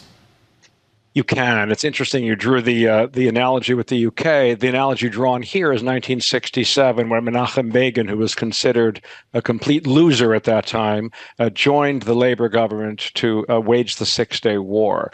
There's no doubt that this is a very fractured political place, but there's also no doubt that they are held together deeply by a sense of mutual survival in the face of enemies. And when you see the kind of pogrom-like killing that occurred on Saturday, the tribal instinct starts to win out over all the discussions of who gets to be the coalition. So yes, I believe there will be a coalition emergency government, and I believe they'll stick together for the duration of the war. I doubt it will last after the war. Ethan, thank you, sir. Thank you very much. Thanks for being with us, and hopefully we can catch up soon. Ethan Bronner there on the latest from Israel. The View from the White House with John Kirby of the National Security Council at 8:45 Eastern Time. That conversation a couple of hours away. Just to turn back to the price action, the potential for a third day of gains on the S&P 500. With us around the table, Stuart Kaiser, head of US equity trading strategy over at Citi. Stuart, I've said this a few times already this week. We'd be waking up on Monday talking about the jobs report from Friday. The fact that the data's good and we're talking about something else. Can we just sit on the data for a moment? Good news for you and the team. You've said that a few times. It looked like it was on Friday. Yeah, I think we're still in that camp. I was a little surprised by the response on Friday. I thought with the jobs number that was so strong, we might see bond volatility kind of hold equities back for a bit. It held them back for about 15 minutes, and then we kind of went back to normal operation. So as we sort of said, Friday encapsulated our view on how markets are going to respond to this data, which is if the data is very strong initially, you might get yields higher, and that can be a headwind for equities. But big picture, equities like a stronger economy, and you would expect them to kind of reorient to that as well. And I think both payrolls and the ISM report last week, kind of played into that narrative. Stuart, PepsiCo reports third quarter results, raises full year EPS, and provides initial constructive 2024 outlook. I'm going to go back to your phrase, which I love. It's a typical phrase you see from a guy like you, solid growth. Okay, what does that mean? I mean, you are the optimist. People right now are scared stiff for 8 different reasons. Define solid. I think at this point, solid would be, you don't go into recession, right? You get an actual soft landing that doesn't include negative growth. From a jobs perspective, that's going to be, payrolls stay positive, unemployment rate stays below 4.5%, and you can get kind of a real soft landing. I think, your comments on Pepsi, I think the probably most important thing there is they're talking about 24, right? And, if corporate America has to do what the Fed did, which was basically revise up 2024, I think that's your bull case. If they remain very cautious on that growth, going into next year, then we probably have something to worry about. And Lisa, I missed this within all the news flow we've got. PepsiCo still sees fiscal year organic revenue growth of 10%. 3 years ago, I never envisioned that, not once. Double-digit revenue growth, that's stunning. This is the reason why the idea of them revising their expectations upward, similar to the Fed, you think is good news. How important is JP Morgan and their earnings on Friday going to be in setting your expectations and setting your forecasts? Yeah, the bank earnings in general, I think, are going to be very, very important. What do they do on reserves, again, will be important. How do they talk about the deal calendar, I think, is going to be incredibly important. And, we've had a lot of headlines recently on capital requirements. How they kind of message that, I think, will be important as well. Banks have been a really, really tricky sector. I think folks are frustrated that yields are rising and banks aren't performing as well. I think the deal calendar, I think the capital overhang, and the fact that the curve is still inverted, probably those three things are playing into this. And then there's just underlying credit risk where people are worried about on a go-forward basis. Are you worried about credit risk? Or are you worried about the fact that so many companies are just holding on and not borrowing for as long as they possibly can because of what we're dealing with in terms of higher borrowing costs? Once they have to do that, then not only will you see credit distress, you will also see these banks have anemic deal flow on multiple levels. Yeah, look, I think the credit thing's a little bit tricky. Everybody's worried about their ability to refinance, but if you look at the timing of it, a lot of it doesn't happen for a couple, 3 years. So we're getting really worked up about something that isn't really immediate. So I think from my perspective, what we're worried about is actually credit event type stuff. Do we see losses in the commercial real estate sector? Do we see companies have trouble either selling assets or refinancing that actually have to do it now? Unfortunately, when we tried to narrow that list, we got only about 25 stocks that really have near and dear type refinancing risk. So we're worried about it, but it does feel like maybe we're worried about it a little too early at this point. You're saying that higher for longer isn't a problem anytime soon? It would appear not, right? A lot of obviously the S&P is more of an investment grade corporate. A lot of those folks have refied and also locked in and extended. High yield borrowers, I think, tried to do that as well. So it is a risk. Obviously, some companies need to refi, and it only takes one, right? It takes one company to have difficulty doing that, and then it can kind of snowball a bit. But if you look at the timing of their needs to refinance, it's not something that's really going to hit you in the next 6 to 12 months. John, we talk about all this esoteric stuff. Mostly it comes down to you have to pick. Am I going to buy the potato chip company, or am I going to buy the good people from Atlanta? And, in every stock selection, you have to make a choice. Never did I think the choice would be this broad. Over the last decade, Pepsi has cleaned Coca-Cola's clock by what we call 355 basis points. That's 3.6% return per year. So that's the potato chip company beating Atlanta. Yeah. Coke right. Zero is like, it's a new way of framing but this. In Stewart's world, this is how you keep your job, is you got to pick, Pepsi over Coke. Yeah. Coke, no Pepsi. Okay. I've got no idea where this is going now. Stuart, thank you. That's a little dated from Stuart Kaiser City. Appreciate that. Translation. It's all these gamers like that Mountain Dew. Do you want to translate That's exactly what my impression is. 100%. That's exactly what I thought. Do you want to translate Cheetos that? and Mountain Dew. That's from Saturday Night Live from 45 years ago. Okay. It's like part of American culture from another time and place. Of people of a certain age. Okay. We'll be doing a display of the Bassmaster here.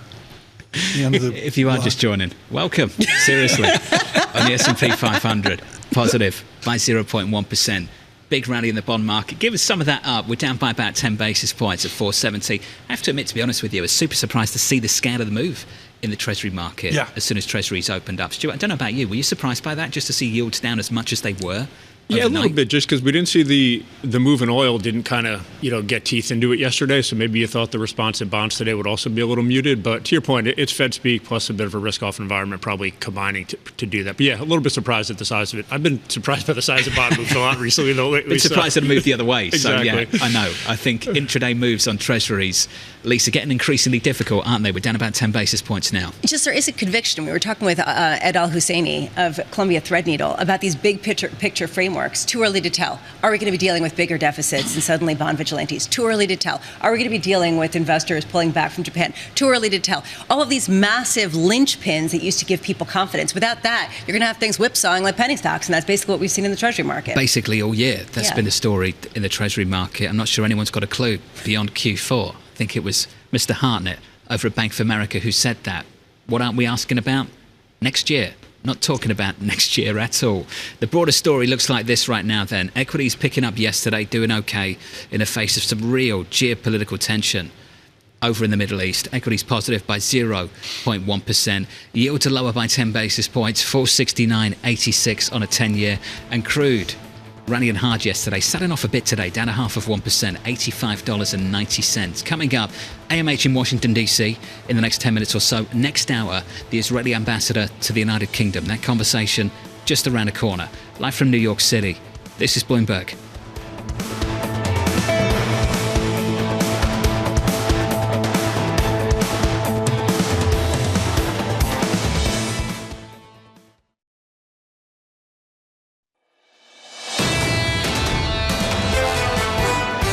have you seen personally, or are you aware of, any evidence that Iran was directly responsible and helped coordinate these attacks over the weekend? Well, let me tell you what we do know for sure.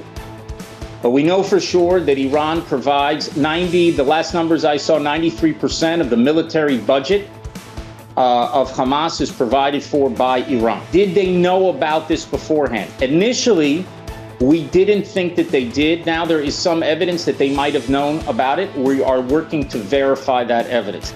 The conclusion to that question is so important about where this war goes, where it stops, and the potential for a real regional battle.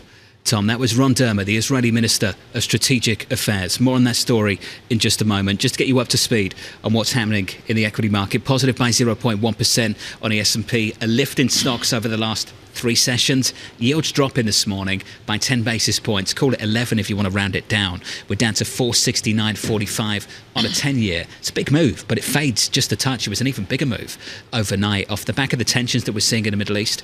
On top of that, you've also got the dovish remarks we've heard from Jefferson, from Logan, from Daly last week with Lisa. Yields lower, dollar weaker, euro stronger. Just short of 106, Tom. That move fades as well. 105.85 on the euro against the dollar. Some other stability there. Oil, $88 a barrel. West Texas Intermediate, $86 a barrel. Our Bloomberg Washington correspondent, Amory Horton, will listen at 1 p.m. this afternoon. Amory, what do you suggest that President Biden will say?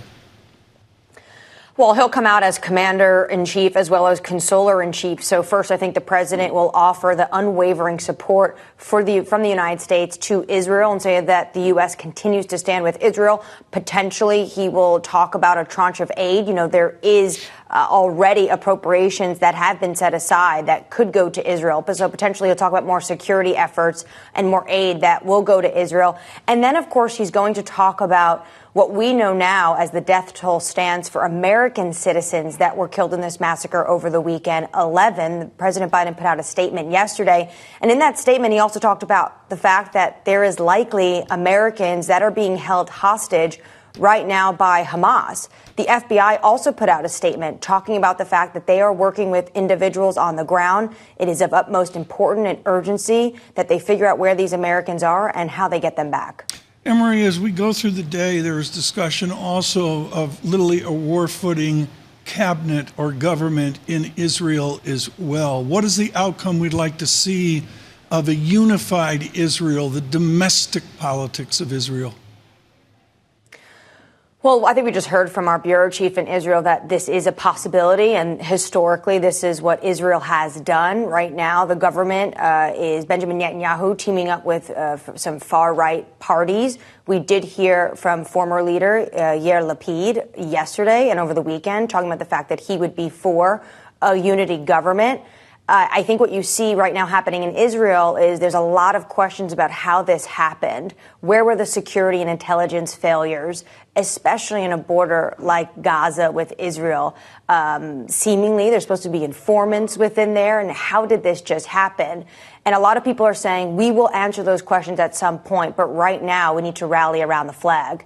And there is potential for that. We will hear from the president at 1 p.m. Axios reported yesterday, Anne-Marie, that Israeli Prime Minister Netanyahu told President Biden that Israel does not have any choice but to unleash a ground invasion in Gaza. Has that story developed at all in the last 24 hours?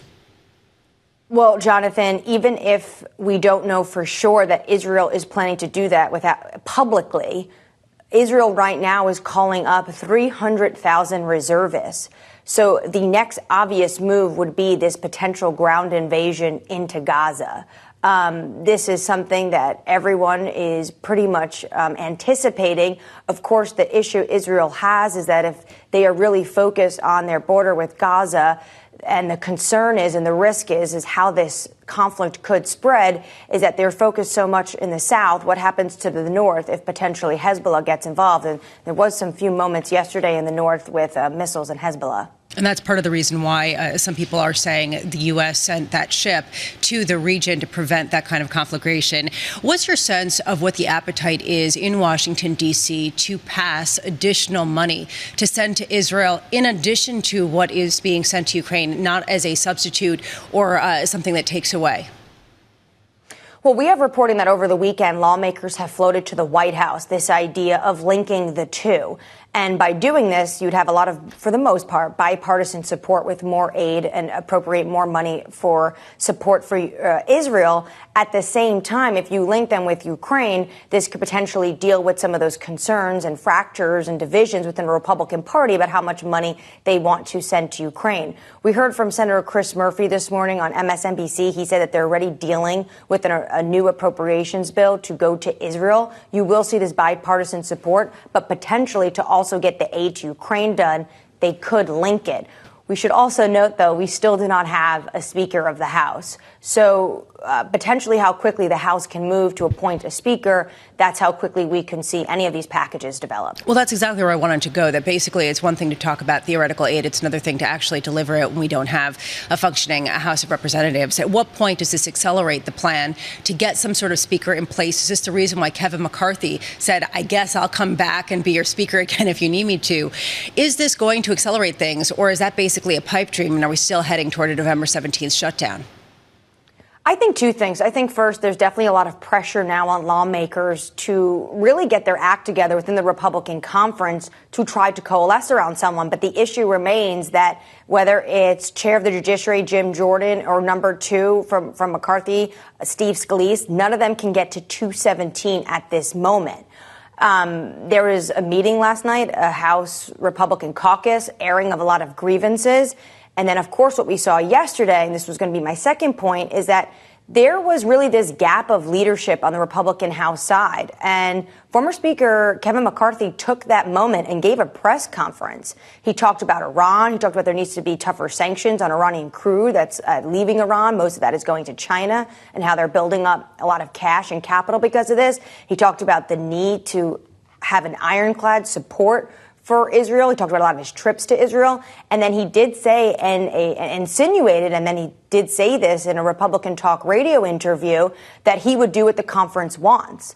At this moment, potentially it is the former speaker who can get the majority of the conference, but will he get 217? He had 8 people that said no to him. It is very unlikely, but we can't rule it out. Anne-Marie, next hour we'll catch up with John Kirby, the National Security Council spokesman. What would you like to hear from us regarding him? Well, John Kirby recently gave an interview where he choked up on air. So I think really getting a sense of him, of the images and the intel they are seeing, would be important. But also, what I think is interesting right now, and I think this is something that the U.S. is trying to grapple with, is at one point you had about a week and a half ago, Jake Sullivan, President Biden's national security advisor, talk about the fact that the Middle East is the quietest it's ever been in decades. At the same time, over the weekend, Secretary of State Antony Blinken went out and he said that they have seen some, instability between the Palestinians and the Israelis, and that's been a concern for months. How do they weigh these two things? Really important stuff. Anne-Marie, thank you. Down in Washington, D.C., our chief Washington correspondent, ahead of that conversation with the National Security Council spokesperson, John Kirby. This is what he told the press yesterday on Iran. Clearly, Iran is complicit here. But in terms of specific evidence on this, on these set of attacks, no, we don't have anything. Tom, it just keeps coming back to that same question regarding Iran. It'll come out. And again, the 90% statistic that we heard from the former ambassador to the United States rings loud, to say the least, what we heard from Stephen Cook earlier. What I would suggest, John, is there's a lot of chit-chat about diplomacy, foreign affairs, the politics of this. It's a war, and the war will be front and center, just like it was in the early days of Ukraine. What's going to happen in the next 6 hours in Gaza has to be the focus. On some of the internal dysfunction here in the United States, we'll catch up with Congressman French Hill, Republican from Arkansas, in about 20 minutes. So look out for that interview as well. Just to get you set up for the market day, your equity market rolling over just a touch, still positive on the S&P 500 by 0.1%. Call it 0.06 if you want to be super precise. Yields are lower by about 9 basis points. That bid into the bond market does start to fade as this session grows older. We're down 9 basis points at 470.70, and the dollar weakness you saw off the back of that bond market rally starts to fade a touch as well. The euro is still positive, but only just. That currency pair, the euro against the dollar, up by 0.1%, 105.80. Big move in crude yesterday. Crude rallying hard. Little move lower today by 0.4%, $86 on WTI. Live from New York, Jane Foley of Rubberbank up next.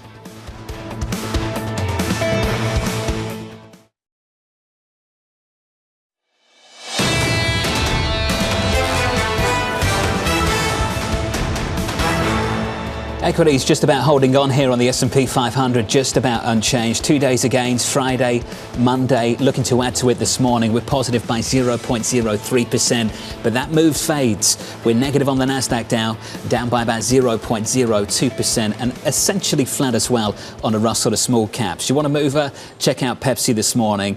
Out with earnings, $2.25 per share for the third quarter. Above analyst estimates at 216. Tom, that stock is up by 0.8%. I know you're super focused on it this morning. It's just another example of a dynamic American company looking at a global basis and generating out 8, 9, 10% sales visibility, revenue visibility. The lights are brighter with a high nominal GDP. The lights are brighter with inflation, and it just makes it easier to do business. The earnings pick up on Friday with JP Morgan results just around a corner. Let's talk about the bond market, the rally that Bramo is responsible for.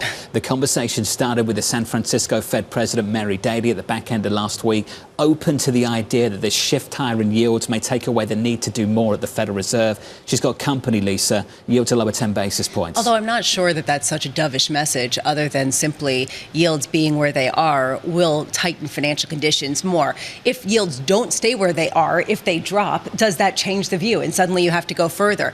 This is a game theory type of moment with a chicken and egg, the Fed and the bond market playing this sort of, loop-de-loop. What's a loop-de-loop? I don't know. This just sort of feels like a big loop going back and forth between each other to try to basically come to the same resolution that higher yields are needed in the face of inflation. I said this to Stuart Kaiser, didn't we, in the last 30 minutes or so over at Citi, that ultimately surprised by the scale of the move this morning. Yes, it missed out on the haven flows yesterday. Yes, we heard from the Fed Vice Chair Jefferson, who spoke to the same kind of thing that Daly was talking to, Logan as well. But to wake up to something like 15 basis points lower on a 10-year, to see that 2 years sat the 5% all over again. I was surprised this morning to see the scale of the move. It screams of a lack of conviction. It screams of a real inability to really understand which dynamic is driving things. That is my only takeaway from how quickly things are moving in the bond market these days. As yields drop, the euro pops, the dollar's a little weaker. The euro against the dollar looks like this. We are negative over the last few months. We're positive on the session by 0.1%. 105.79, briefly 106. So everything we started the session with is fading. Stocks were up a lot. They're now just up a little bit. In the bond market, monster rally. We've given some of that up. In the FX market, a lot of dollar weakness. We give some of that up as well. 105.78, that currency pair positive by 0.1%. Under surveillance this morning, the conflict between Israel and Hamas in its fourth day, with the death toll rising past 1,500.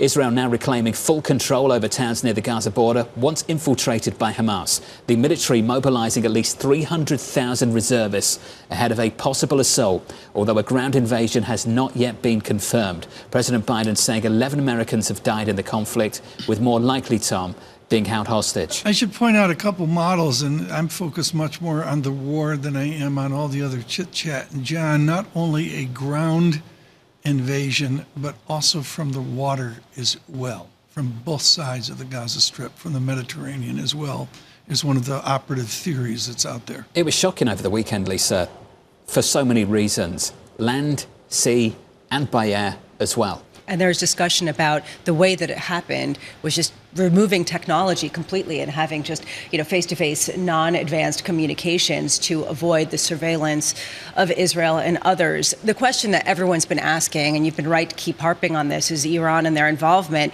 At what point do we have a sense of a broadening web of blame, of a broadening web of a conflict, and how much is the reluctance to lean into that message by the U.S. authorities and Israeli authorities, the reluctance to really expand in direct hits to Tehran at a time where there was trying to be some sort of peace. There were discussions, negotiations with the U.S. government, and it is just a volatile situation. For good reason, we've taken our eye off other stories. Just to bring you an update on what's happening elsewhere.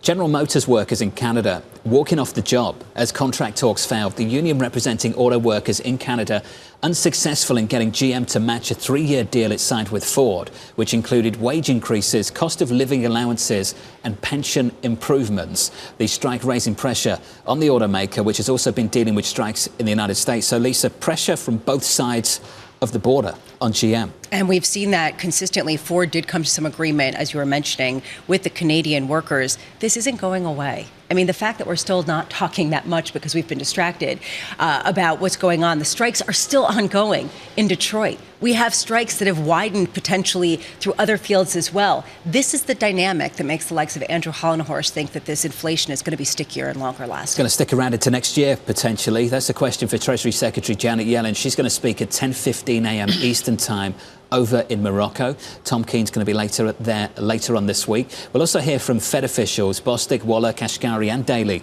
This after Fed Vice Chair Philip Jefferson weighed in on rising yields, saying the following: in a position to proceed carefully, aware of the tightening of financial conditions through higher bond yields, and will keep that in mind as I assess the future path, Tom, of policy. This goes back to, and I sound like a broken record, but I'm going to give Dominic Kostom a lot of credit here at Mizuho.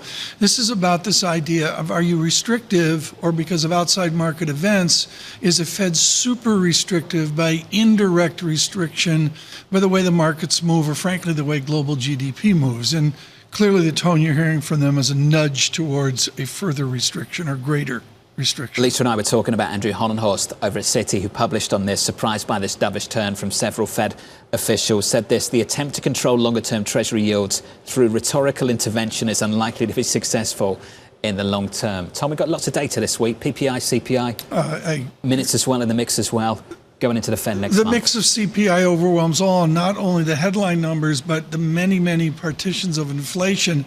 And frankly, I would go back to what rents are doing nationwide. In selected cities, John, rents are really rolled over into a deflationary tone, if not outright decline.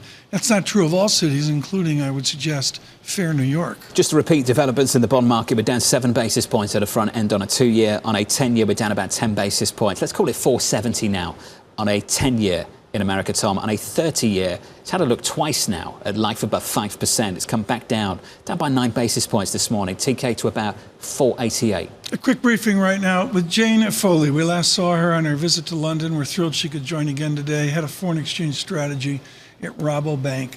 When the facts change, Jane Foley changes. How do you change when there is war? Well, you know, we've seen the market really trying to grapple with that question today. I mean, yesterday we had the perhaps predictable market reactions, you know, move into gold, for instance.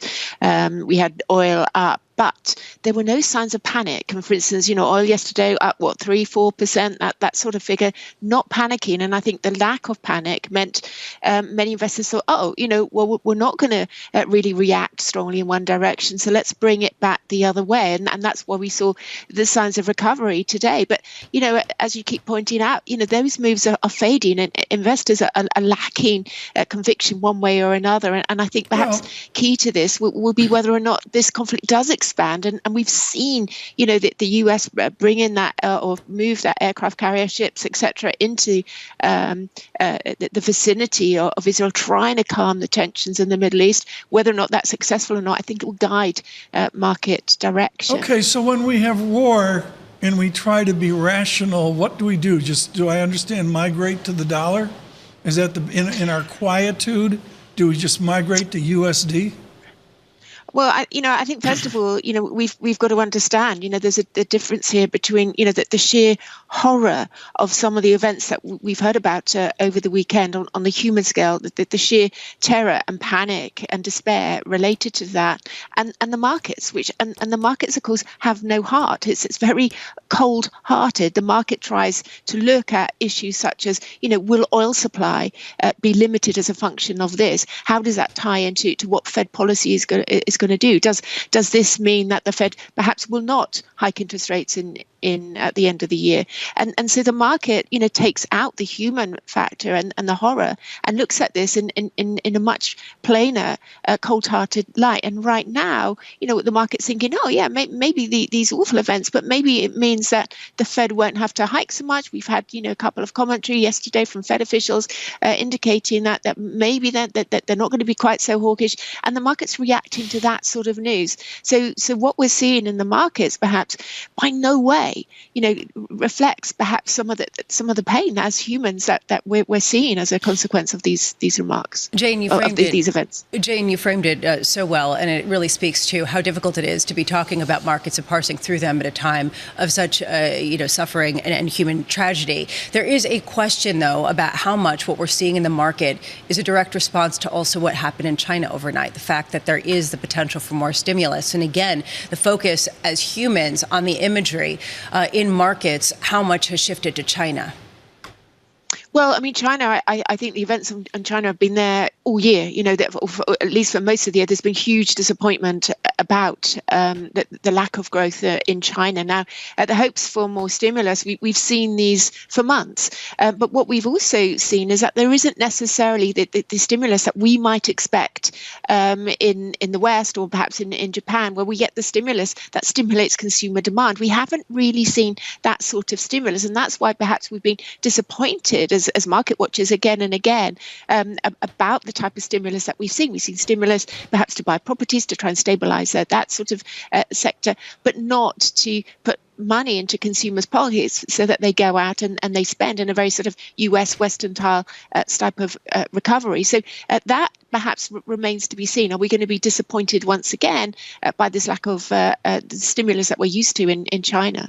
Jane, just real quick here, as we look to how the events in the Middle East progress, how much is the euro vulnerable if oil prices do materially rise on a sustained basis, if the conflict does expand? I think the euro has to be vulnerable on that sort of news. I mean, we saw, last year how vulnerable the euro was because of then Europe's leaning on Russia for energy.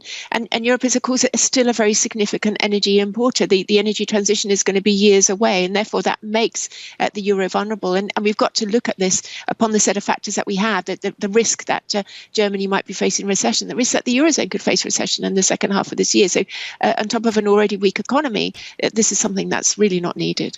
Jane Foley of Rabobank, the latest on the FX market. Just hearing from National Security Council spokesperson John Kirby speaking to reporters this morning, saying the unfrozen Iranian money hasn't been spent. This is the $6 billion, Lisa, that's becoming increasingly controversial. Especially because some people speculated maybe it was going to fund the invasion, the attack.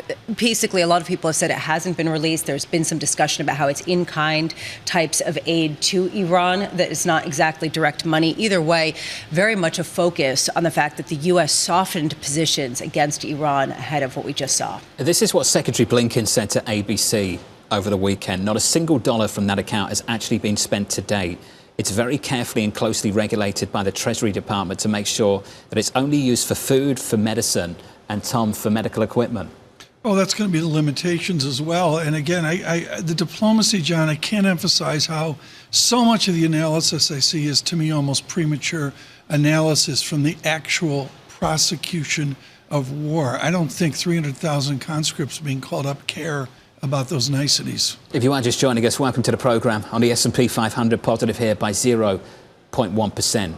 Coming up at about 8:45 a.m. Eastern Time, we will catch up with John Kirby, the spokesman for the National Security Council. Javier Blas, our Bloomberg opinion columnist, writing on Twitter, on X. Lots of chatter about the $6 billion to Iran. Javier says it's a distraction. The real money is on rising Iranian oil output as sanctions aren't enforced. Javier went on to say, at current prices, Iran is making $1.5 billion per month extra versus if its production was capped at October 2022 levels. This is a huge political football in America. It'll be interesting to see how this is, again, away from the war, to see how this is structured by the two parties. And it's directly competing with this feeling that this administration and others would like to see oil prices in the U.S. go down. So if you deal with that, how do you then remove these barrels from the market? It's a tenuous moment. We heard yesterday from Ellen Wald. She doesn't think they are going to be more significantly enforced regardless. Brent crude right now just south of $87 and about 60 cents. We're negative here by 0.6%. Coming up next, Congressman French Hill, Republican from Arkansas, on the dysfunction at home and the potential escalation abroad. From New York, this is Bloomberg.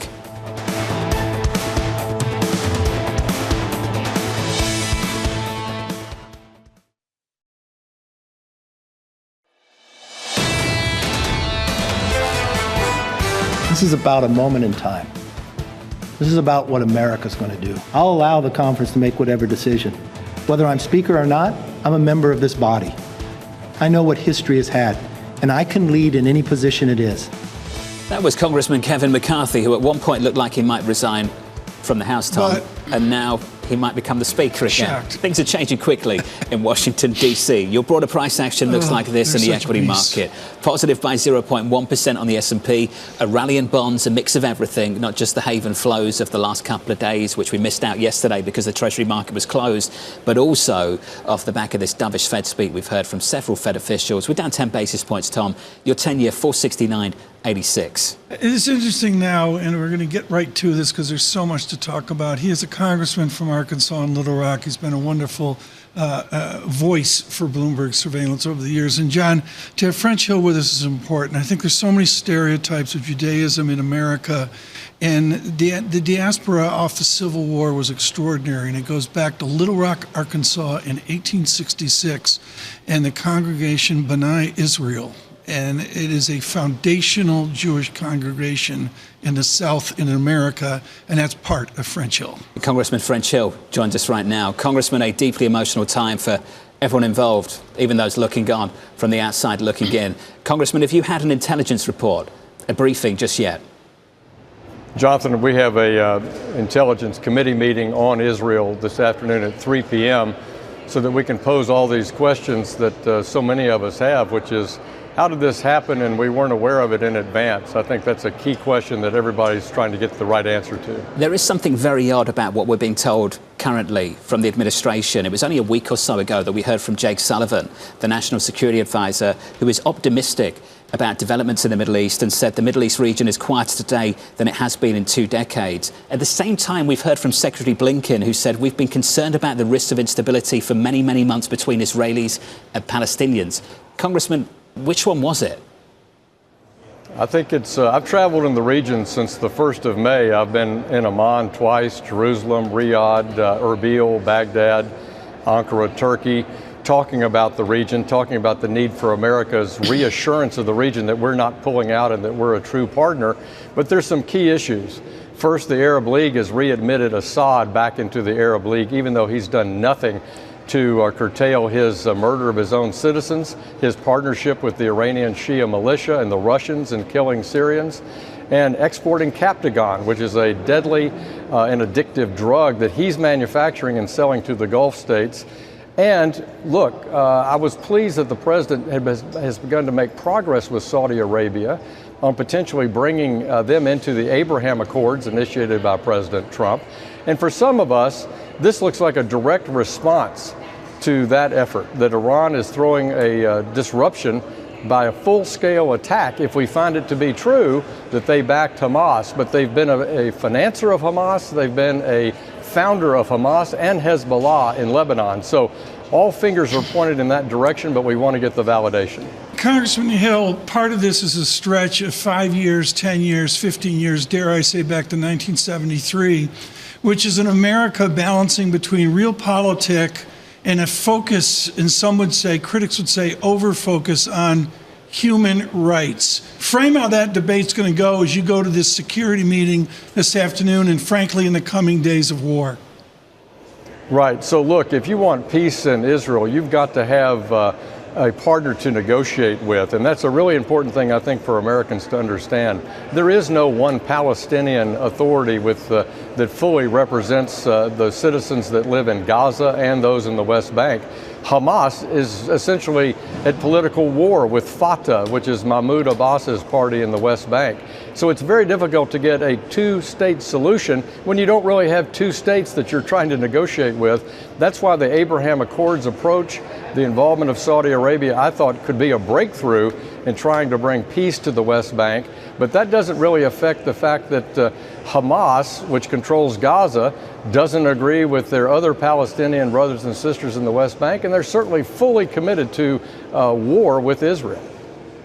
Well, okay, the war with Israel, what do you expect to see at this meeting today? I mean, you've been in these meetings a zillion times as well. You're going to be briefed, then what? Well, I think we're going to find out first what's the intelligence say about the partnership that helped Hamas carry out was a surprise attack on Israel. So that's, I think, the first thing and the first and most important thing. Secondly, what is the response of Israel to that attack on their sovereign land, and what can the United States do to stand with our ironclad ally and partner in the region to repel it? And then, of course, we've got the issue, Tom, that's very concerning to all of us, which are Americans that are held as hostages or Americans that have been killed. And that will be a very important decision for the president, and I look forward to his assessment on what the American reaction should be to that. Congressman, can the U.S. unleash aid to Israel without a House Speaker, without a functioning House? Yeah, thanks, Lisa. Look, last 2 weeks ago, we passed the State and Foreign Operations appropriation across the House floor, and we passed the Defense Appropriation Bill across the House floor. Billions of dollars in those bills for our military partnership with Iran and to counter terrorism like Hamas, and money in state and foreign ops to enhance the Abraham Accords issue. And we don't support in these bills aid to the Palestinian Authority either until they rein in this kind of behavior. So those bills were important. I wish the Senate would take those up. But we need a House Speaker this week, and we need it soon, because we want our full legislative body to have the voice of the American people. In case President Biden asks the House to take action this week, we have to have a House Speaker. Congressman, are your peers, your colleagues in the House and the Republican Party willing to tie the idea of Ukraine aid and Israel aid together, or is there reluctance to really go for one and not the other, or simply to deal with this issue right now, given how politically fraught it is? Yeah. Well, first, I think we should treat them separately personally. I'm working very hard in the House to find the consensus on the right path forward to support kicking Putin out of Ukraine and providing American support to our European allies to continue aid to Ukraine. We want transparency, we want leadership, we want a strategy to win, of course, but America is an indispensable partner in NATO and in that effort. Secondly, on Israel, we need to hear directly from the president after this, he completes his assessment on what we need to do to support our ally Israel that we can't do with existing authorities or existing funding. I think that remains to be seen, and we'll hear from them soon.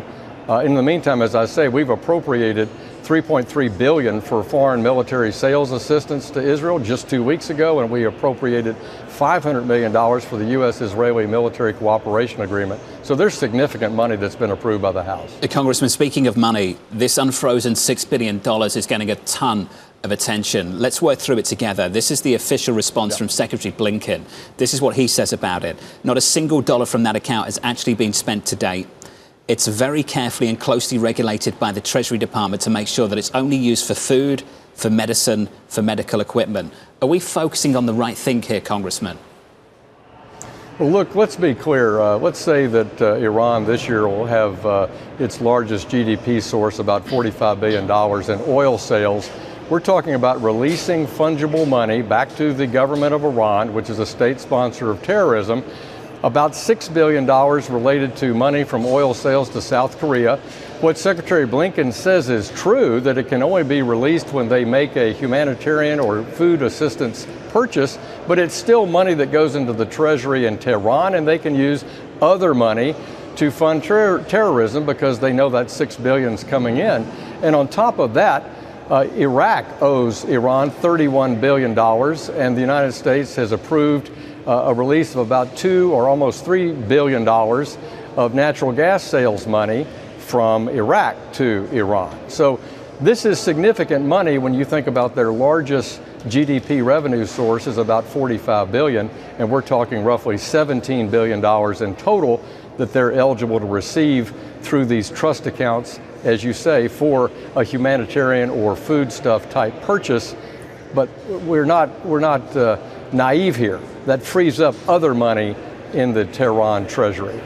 French, thanks for catching up with us today. I know the intelligence briefing is a little bit later on this afternoon. We'd love to catch up with you again afterwards to get an idea of what you've heard from the government. Congressman French Hill there on the latest. That is the Republican perspective, Tom, on that $6 billion that has been unfrozen. I'm sure the president will address that at 1 p.m. this afternoon. John, not an original idea, but it's just hit me over the numbness of the last 4 days. This isn't 67 or 73. We have social media.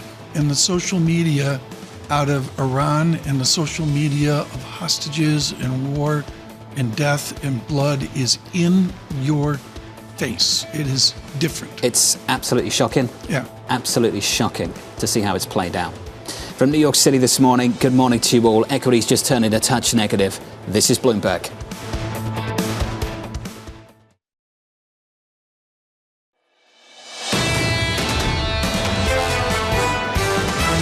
There's deep concern that there was intelligence failure in Israel and on our side as well. If it continues to escalate, I mean, the big issue is you may actually see an increase in rates. Can we expect the treasuries to behave as that safe haven status? I think when there's trouble in the world, the safest asset is the United States Treasury. Options markets are notoriously bad at pricing geopolitical risk. This is Bloomberg Surveillance with Tom Keene, Jonathan Ferro, and Lisa Abramowicz. Good morning, everyone. Jonathan Ferro, Lisa Abramowicz, and Tom Keene on radio, on television. A week of inflation reports, maybe off the radar on a Thursday, as the news flow is extraordinary. Charles Cantor scheduled to be with us on a resurgent equity markets, his thoughts on the markets. But, John, we continue with our coverage of a war in Israel. The Israeli ambassador to the United Kingdom to be with us in this hour. We know the position of Prime Minister Benjamin Netanyahu. His latest quote, they will respond very severely and aggressively. Based on the numbers, we're talking about more than 300,000 army reservists, Tom, called up. And the latest news this morning on Gaza Strip, on the border, Tom, they're now building a base to accommodate thousands of soldiers, which might give you an idea of the next steps. The question we've been asking is whether we would see a full ground invasion. Based on the preparation we're seeing over the last 24 hours, Tom, it would indicate that's quite possible. I wonder if it'll shift the markets as it becomes a greater war, the narrow strip of land from Egypt on up into Israel, and not only a ground invasion, but maybe an invasion from water suggested as well. I'm not stating that as a fact. It's a movable feast here. Maybe the markets readjust as we go through the day. Well, the market reaction that catches your eye this morning is this monster rally that you're seeing in the bond market for treasuries, and there's two reasons for it. Yes, the risk haven story, the haven flows we didn't get yesterday.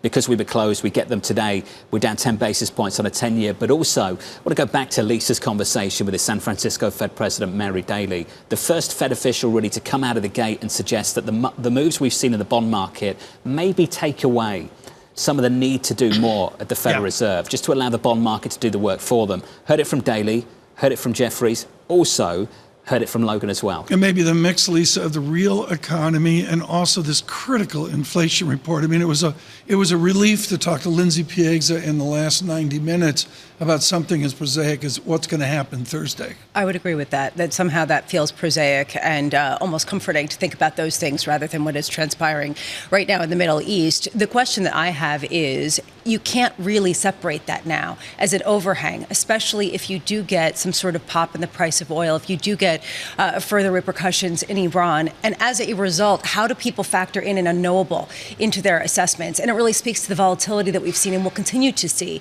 in the bond yields and the bond space, regardless of what we get on some of these more traditional prosaic measures. And John, $88 a barrel on Brent crude, and I guess the backdrop here and removed is where I'm going, which is IMF, World Bank, and Secretary Yellen is there with a broad agenda, but you wonder, when does she come back to Washington to face a war with this president speaking at 1 p.m. You mentioned crude, 88 right now. I think in the immediate term, the only thing that matters to oil, at the moment at least, with regards to the Middle East, is whether Iran is directly implicated. Now, listen to the language we hear from the administration currently. This is from John Kirby, the spokesperson for the National Security Council. You'll hear from him on this network in about 40 minutes' time. Clearly, Iran is complicit here, but in terms of specific evidence on this, on these sets of attacks, no, we don't have anything.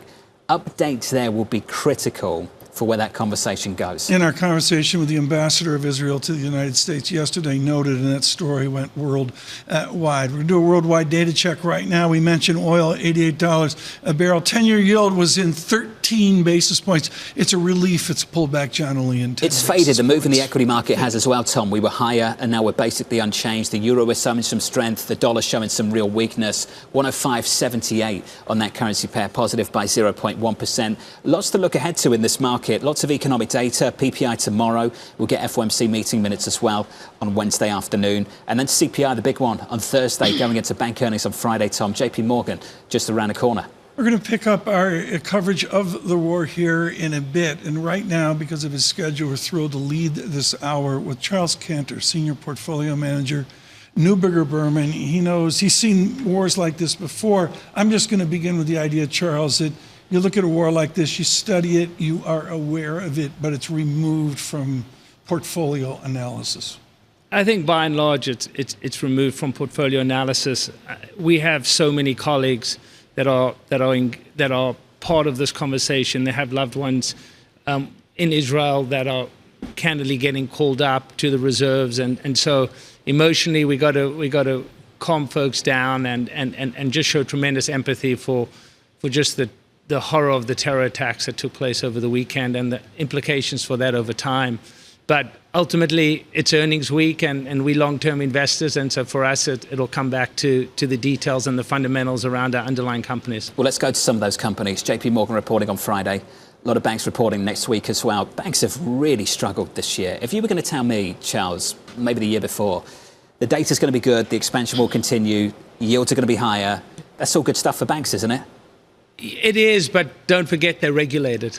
And they are being required to hold more and more capital, and that's a challenge. And because they're required to hold more and more capital, and others aren't, there is a disintermediation taking place in the loan market, away from the folks like JP Morgan and towards some of the private loan markets and players in that are required to hold less capital. That's part of the story. And when you see rates move at this speed and in this quantity, you always worry that something may fall off the bus, and that's not to suggest anything. Well, I think these companies generally are incredibly well run, but there's always a risk associated with that. As you saw earlier this year with Silicon Valley Bank and First Republic, you saw how quickly the narrative can change. It was the common belief that banks set the tone for the earnings season, that JP Morgan kicked it off and set the tone. Has that basically been eradicated because of how closely they're regulated and how specific their business set is? I think to a large degree it comes back to the makeup of the market, and it depends on which market we're talking about. If we're talking about the S&P, I think over 30% of the market is driven by 7 or 8 companies, and so by and large those are the companies that more than likely set the tone. I think many of those companies are remarkable. They have invested hundreds of billions of dollars over the last 5 years in R&D to drive future innovation and growth, and they're going to be resilient in the backdrop that we find ourselves. They have believable growth, and then you've got to think through the valuation equation against those 7. Some are more cyclical than others. Some sell very expensive cars and have a lot of exposure in China. Others, I just think, have tremendous cash flow and just supreme balance sheets, which you don't have in a financial institution. Financial institutions, by definition, are highly levered entities. It sounds like you like big tech, right? I mean, that seems like what you're leaning into right now. Look, we're in an environment where we're all debating what next year looks like. And I think you want to own businesses that you feel highly confident can grow earnings almost regardless of the environment. I'd say we like tech because of the innovation it's brought to the broader ecosystem over the last 50 years. And on a more one-year basis, I think so much of what is safe is interesting to us, and that it would include companies in the utility sectors, companies in consumer staples, more traditional businesses that are candidly down a lot for a variety of reasons, and I think will deliver surprisingly good earnings growth against valuations that are really attractive. There's just so much bifurcation underneath the market as it relates to valuations. It's just not a market of 7 stocks. And when you go away from those 7, you find lots of really, really interesting things. I'm fascinated by the return of a real yield. Many people don't understand I'll say 2006, 2007. I'm going to assume along my great theme that there's a great zombie roll-up, that we clear markets in a Hayekian way, and we end up with a strong. How do you identify the strong? Look, you identify the strong, I think, through one, pricing power. So I think many of the businesses we've spoken about today enjoy pricing power. Even on the consumer staple side, whether it's Keurig, Dr. Pepper, or others, they enjoy pricing power because of the oligopoly nature That's okay. of the You're market. on this side of the table. If you're sitting over there, you can pronounce it. It's you're so on hard. the wrong side if you're sitting near me. We spent a commercial break with Lisa basically teaching Tom how to pronounce words. It's hard. English, Lisa. But I think it comes down to pricing power. It comes down to how they're deploying artificial intelligence to drive revenue opportunity and productivity over time. And candidly, it comes down to balance sheets. And we're in an environment where we all know the cost of financing has changed a lot. And the stronger the balance sheet, I think, the more comfort you have in getting to kind of the next cycle. We're all debating when this cycle ends and the next one begins. I don't want to debate that. I want to debate owning cash flow that has pricing power, artificial intelligence, and strong balance sheets. Do you remember coming out of the financial crisis, we used to talk about this D word, disruption. And every time I heard that word, Bramo, it would drive me nuts. Yeah. Disruption, tech disruption. It was like in every single headline. Can we talk about something truly disruptive? When you started to hear about Ozempic and the pickup of Ozempic, did you start to go through the portfolio and say, things are going to change here. I need to get rid of some of that, do something here? I mean, the Ozempic conversation, we debate on lots of levels, both personal and professional. Give me an idea of what that sounds like professionally. Professionally, I think it goes to how believable are the demand trends underneath the company. I mean, I thought the head of Walmart North America last week suggested that the behavior they're seeing in some of their more staple-oriented snacking, cola businesses are starting to show things that maybe are a little bit, unexpected. At the end of the day, you got to think a little longer term. It's a very nuanced conversation. It's around are consumers going to get access to the drug if they want it at an affordable price? Will their healthcare service providers give them access to it? And then it's do they really change their longer term behavior? And it's a demographic conversation potentially as well. So I think it's candidly too early to tell. I'm sure Pepsi right now is talking about it on their conference call. I don't have the benefit of listening in to that, but it's something we debate. But when you come back to the staple companies, right, you got to probabilistically weight in the markets they operate, what's at risk. And I think when you look at many of these companies, a lot's already been priced in as relates to what's at risk. Particularly for some of the pharma companies responsible for the drugs. Well, the pharma companies have enjoyed this, do you want to own Eli Lilly up 50%, or do you want to own Coca-Cola, Pepsi, or Dr. Keurig down 20% on the year against valuations? And so, look, we discuss this a lot. Stocks are stories. Bonds are really contractual arrangements. So in the storytelling business, you can understand why some of the pharma companies are up 50% and why some of the staple companies are down significantly this year. Ultimately, it's going to come back to the facts. And if you start to notice meaningful shifts in how people consume cola and snacks and Hostess Twinkies and other things like that, then we'll adjust as well. But it's against the valuation framework as well. I mean, the interesting thing about Keurig Dr. Pepper is you have a coffee business and you have a cold drinks business. So you got hot and cold at the same time. And there's just a lot of value in that one in particular. Love that description. Charles Cantor there. If you're just tuning in, your equity market totally unchanged. We're positive here by 0.05%. The reason I asked that question is an important one. I think a lot of people have become very wealthy, getting rich off the obesity epidemic in America, investing in some of the companies that you've just detailed. And on the other side, having a healthcare business that deals with it. And I think you can guess some of the investors I'm talking about. They've become very rich off this. And I'm trying to work out whether this is truly the game changer, that disruptive thing that turns it all around.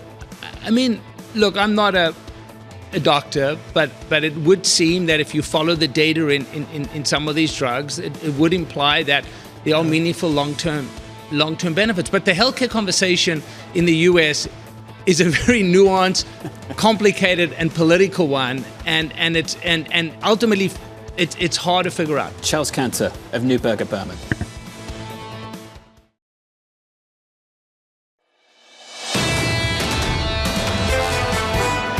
Have you seen personally, or are you aware of, any evidence that Iran was directly responsible and helped coordinate these attacks over the weekend? Well, let me tell you what we do know for sure. But we know for sure that Iran provides the last numbers I saw, 93% of the military budget of Hamas is provided for by Iran. Did they know about this beforehand? Initially, we didn't think that they did. Now there is some evidence that they might have known about it. We are working to verify that evidence. That was Ron Dermer, the Israeli Minister of Strategic Affairs. Live from New York City as we count you down to the opening bell, about 1 hour and 13 minutes away. Your equity market rally this morning fades. The stock market totally unchanged on the S&P 500. The rally sticks in the bond market. Yields lower by about 10 basis points, but even that fades a touch. Similar move in the FX market. Saw lots of euro strength, dollar weakness through G10. 105.80 on the euro against the dollar. That currency pair firmer by 0.1%. Big rally yesterday on crude, the biggest one-day move we've seen higher going back to spring. $86 and about 20 cents on WTI this morning. Tom, pulling back by 0.2%. Well, the markets are there after the close yesterday. And like you say, pulling back is maybe the operative phrase, but I would say we're hugely data dependent and in all the news. And to go to Anne-Marie here in a moment and then the ambassador, the basic idea here, John, is just simple. We've got to get to Thursday in CPI, and that can be as changeable as that stunning jobs report. The PPI and the Fed meetings as well. Based on what we've heard from Fed officials so far, I wonder how dated those Fed minutes are, Tom, given the move we've seen in the bond market over the last couple of weeks. Come on, you're busting my chops. Well, give me a view. My view is the minutes are wildly dated. They are massively, they're always data dependent. Now they're massively data dependent, and they're going to shift as they go. And you know what's great is I saw literally articles overnight that alluded back to Lisa's conversation with Mary Daly the other day. Excuse me, I bumped the mic here, and then decided to play squash with it. I think what's important here is they're shifting their tone, John. They're massively shifting. A week is a long time in the bond market, and apparently a session is as well, based on the move we're seeing this morning. Emery Horton joins us now, as she has many times here, but it is a movable feast. Emery Horton, I look at the president's speech at 1 p.m., and I guess he's going to address the politics of your Washington. I guess he will address Iran, as they say. But mostly, I see shocking speed in war news. What do you presume will be the president's tone if we get a continued, more advanced war? I don't see the president at this moment trying to lift from his tone of this steadfast, unwavering, ironclad support for Israel to defend itself. The president has made that very clear. There was a tweet that Secretary Blinken, the State Department, had put out after his call with Turkey that he talked about a ceasefire that was deleted. This administration is trying to stay on message. You've seen that with Kirby hitting up all the networks. He's going to be on Bloomberg this hour, I know, and they will talk about this support that they want to give to Israel. I think the president also is going to address those American lives lost. Kirby already this morning was talking about the fact that that number could potentially rise. And then, of course, it's these Americans that we're just unsure of. The president put out a statement yesterday that's saying likely Americans have been taken hostage by Hamas. Okay, well, they've been taken hostage by Hamas. We're going to get news flow on that. Do we have any presumption of joint Israeli-U.S. military forces? Well, when it comes to the hostages, the FBI has put out a statement that this is of their urgent and utmost important right now, that they're focused on this and that they are working with individuals on the ground to find out what those individuals are. I mean, the U.S. sends a lot of aid, support, military supplies to Israel. But if and of course, we have the warships moving into the Eastern Mediterranean, which we heard from Chairman of the Joint Chiefs today, talking about the fact that that's a deterrent really aimed at one individual in particular, Tehran and the Ayatollah. But you're not going to see American forces on the ground, if that's your question. Anne-Marie, let's try and put a couple of things together. We've talked about the hostages. Still a lot unknown about how many and where they're from. And the president, to some extent, has got to try and address that later on this afternoon. At the same time, let's put it together with this report from Axios, reporting that Israeli Prime Minister Netanyahu told President Biden that Israel does not have any choice but to unleash a ground invasion in Gaza. How are they going to do that if we haven't dealt with the former yet? Well, it's incredibly challenging, especially given the landscape of Gaza. Very, very dense area, the Gaza Strip. You have these blocks of buildings And there is a network of tunnels underneath Gaza. And likely what they would be doing is putting hostages in different places around the city to make it very difficult for the IDF to go and find them. And obviously, it's going to be of utmost importance for the President of the United States and also any other nationals and their leaders of nationals that are stuck in Gaza right now. This is what is making it so complicated for Netanyahu to go in for full ground-scale invasion. But, Jonathan, he's calling up 300,000 Israeli reservists. So, obviously, it looks like they are going all in on Gaza. But there's going to be a lot of pressure on the Israeli government, not just from the United States, but capitals around the world. Norm Raoul talked about the fact that he thinks there potentially is a Thai national there, a Chinese national there. There's going to be a lot of pressure. Potentially, and I have some reporting on this from yesterday, potentially there could be another way to get the hostages out. And this is through maybe a network like the Qatari government, putting and exerting a lot of pressure on Hamas to release those hostages. Potentially you can see this because a country like Qatar backs and offers political offices and asylum to Hamas. The president may have to spend some time addressing the $6 billion, which is increasingly becoming a big distraction in this conversation. We've heard John Kirby need to address this several times now. I'll share with you what Blinken has said about this $6 billion, because this, I believe, is the official view of this administration, that not a single dollar from that account has actually been spent today. It's very carefully and closely regulated by the Treasury Department to make sure that it's only used for food, for medicine, for medical equipment. Do you think it's inevitable now, Anne-Marie, based on the conversations you're having, that ultimately that money will just be refrozen? Well, this money right now, nothing has been used. And to Secretary Blinken's point, it is sitting in Qatari banks. I've actually have a ton of reporting this entire year that led up to this moment of the unfreezing of those funds. We should go back to the beginning of where these funds came from. These funds were from Iranian exports under waivers under the Trump administration. A number of countries were given waivers. South Korea, China, Japan, Greece. They wanted to make sure they can keep the oil price down, and they had these waivers. When you deal with South Korea also wanted to get rid of these funds. At one point, Iran had seized a South Korean vessel, and they wanted to get these funds out of their country. At this moment, no funds have been used. But I would look more to Javier Blas's point, which is the fact that at this moment, Iran is exporting about the same level of crude almost, or the highest it's been since sanctions were put in place 5 years ago. You had the Iranian oil minister come out and say they want to get to 3.5, nearly million barrels a day. Well, their peak was 3.8 million barrels a day. And all of this money is coming from China. A lot of this crude is going to China. Halima Cross says what you have right now is basically, when is this de minimis sanctions effort? The sanctions are in place. But the Americans are not really enforcing them. When does this at some point become sanctions relief? What you have right now is, yes, sanctions on Iranian crude, but are they being enforced to their full capacity? Categorically, no. The U.S. has turned a blind eye. Just quickly, are we going to have a chance to ask questions later on this afternoon of the president? Unsure, Jonathan. When he gave his speech on Saturday, the president walked out and didn't answer any questions. Not sure if there'll be a Q&A, but reporters, including myself, will be in the room and we will shout them. MH, thank you. Anne-Marie, our chief Washington correspondent on the latest in D.C. and beyond. That address later. Lisa, all the questions lined up. Can they answer any of them? Unclear. So far, the proxies for the administration have not really been answering them. They're just not going to lay out what their plan is or the intelligence that they're receiving yet.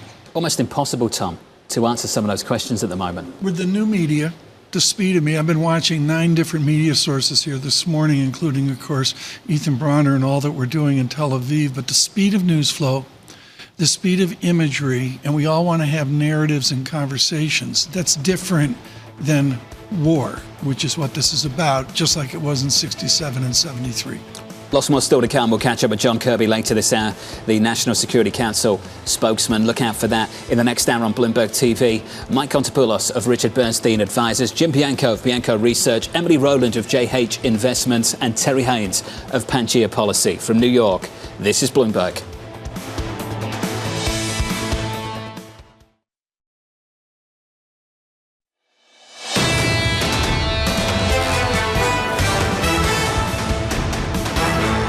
Bloomberg Surveillance, Lisa Abramowicz, John Ferro, and Tom Keene. Mr. Ferro off preparing for a 9 o'clock hour. Lisa and I here with markets more quiescent than they were 3 hours ago. Quiescent, Lisa, waiting for the president's comments near 1 p.m. At least that is what is scheduled. And moments ago, we hear sirens in Tel Aviv. Waiting for what? And I think that that's important when you say markets are kind of preparing for something that maybe they get at 1 p.m. from the president, maybe they get on Wednesday with the PPI, maybe on Thursday with CPI. The war that you reference has changed the narrative with this extra overlay of unknown that is sort of adding to the complication that already was baked into markets, with this feeling that we don't even know the paradigm that we're operating in. And we have these headlines. We'll keep you up to date on this. What we're going to do is we're waiting for the ambassador of Israel to the United Kingdom and her busy schedule right now. And scheduled around that is Carl Riccadonna. He's see, I was sitting next to Charles Cantor, so now I can't talk. 3, 2, 1. Carl Riccadonna joins from BNP Paribas. We'll keep it easy this morning. Carl, I love the way you parse CPI, and you've got a very cautious tone and the certitude, the mix, the toxic brew of disinflation. Are we in a mode of disinflation? I think we're in a mode of disinflation for the goods sector, for sure, for parts of the service sector like shelter costs, but it's yet to be determined for the core piece of the inflation basket, which, again, the Fed and the Fed chair has acknowledged pretty regularly that core services ex rents has been a stubborn category. Those are the things like education and childcare, where labor really dominates the input cost, and we just haven't seen enough relief in wage pressures just yet that we can really feel confident of a disinflation trend. A question I haven't asked in ages, Carl, is inflation anchored right now? Is the Fed and all the chit-chat, including, what is it, Lisa, 18 speakers today, are we disanchored? Are we unanchored? I think we're mostly anchored at the moment, and we'll get some data from the New York Fed a little bit later this morning. But when we look at the inflation expectations series, whether it's University of Michigan, the New York Fed series, or some other survey-based data, we're not fully back to where we need to be to say mission accomplished. We're on a track to 2% on a sustainable basis, but the wind certainly is at policymakers' backs when we look at 1, 3, 5 to 10 year inflation expectations. That'll be very sensitive to things like oil prices. So in the current geopolitical environment, we have to be very sensitive as to what's happening with oil and gasoline prices. But for the time being, I think the Fed can take some confidence that this trend is friendly to their ambitions. Let's build on that, Carl. Are you saying that the Fed and other central banks have to respond to tamping down inflation more aggressively if oil prices have a sustained rise? If oil prices moved higher and that on a sustained basis, and that led to a backup in gasoline prices, we've seen over the last several decades that gasoline prices factor very importantly into households' perceptions of the inflation landscape. If that happened, then that would be disturbing to policymakers, but that doesn't seem to be happening at the moment. So it's more of a risk that policymakers should be on alert for rather than a factor they have to respond to at the moment. And of course, inflation well above target, but the way the Fed is choosing to respond to that is with this higher for longer narrative, not the need to adjust the policy rate higher in the near term. Aside from the oil question and just the price of it, is there any other larger economic ramification that you're watching to understand how some of the conflict is evolving in the Middle East, whether it does affect the economic landscape in a more material way? Well, oil is the obvious factor, as you mentioned, but also we have to watch the kind of risk aversion trade, the flight to quality, what this does to the dollar, what this does to treasury yields, and that kind of financial channel, I think, will ultimately be the most impactful globally, and also for the kind of near-term U.S. outlook and the monetary policy response. Obviously, we've heard from a number of Fed officials talking about financial conditions. That's something they were focusing on a lot at the turn of the year. Then they got kind of quiet on that front for the last several months. But now as they really feel like they're either at the end point or very close to the end point of the tightening cycle. We're hearing a lot of that discussion of financial conditions again, and of course Treasury yields, the shape of the yield curve, and the move in risk assets, as well as the currency move, all impact those financial conditions. One thing Fed officials will not talk about, and they do not want to talk about, is fiscal policy, which they will say is out of their domain. This is, though, something that a lot of people have pointed to for the reason behind the higher borrowing costs, the higher Treasury yields. How much do you think that's what's going on, that the fiscal backdrop has changed and the deficits become much more in focus versus an inflation forecast essentially baked into the bond market?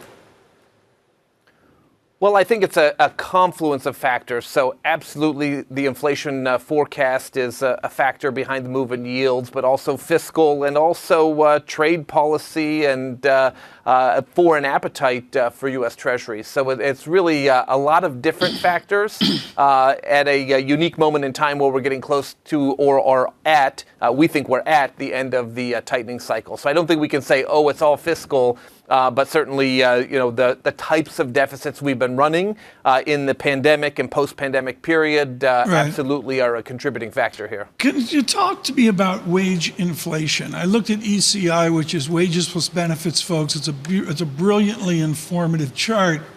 And yeah, we've rolled over from sky high, I'm going to say 5% plus wage benefit inflation, sort of kind of like just barely. Carl, is that wage disinflation, is that trend in place?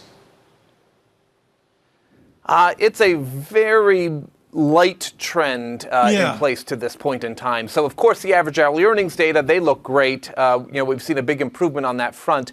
But what really matters to the Fed is the employment cost index, the wage and salary component. We'll get the next update on the first day of their meeting, so end of October, before the November 1st rate decision. And the fact of the matter is, if you want to be on a sustainable trajectory to 2% inflation, you need wage cost, as measured by the ECI, running a little bit below 3%, based on kind of some assumptions for productivity and historically what has been the case.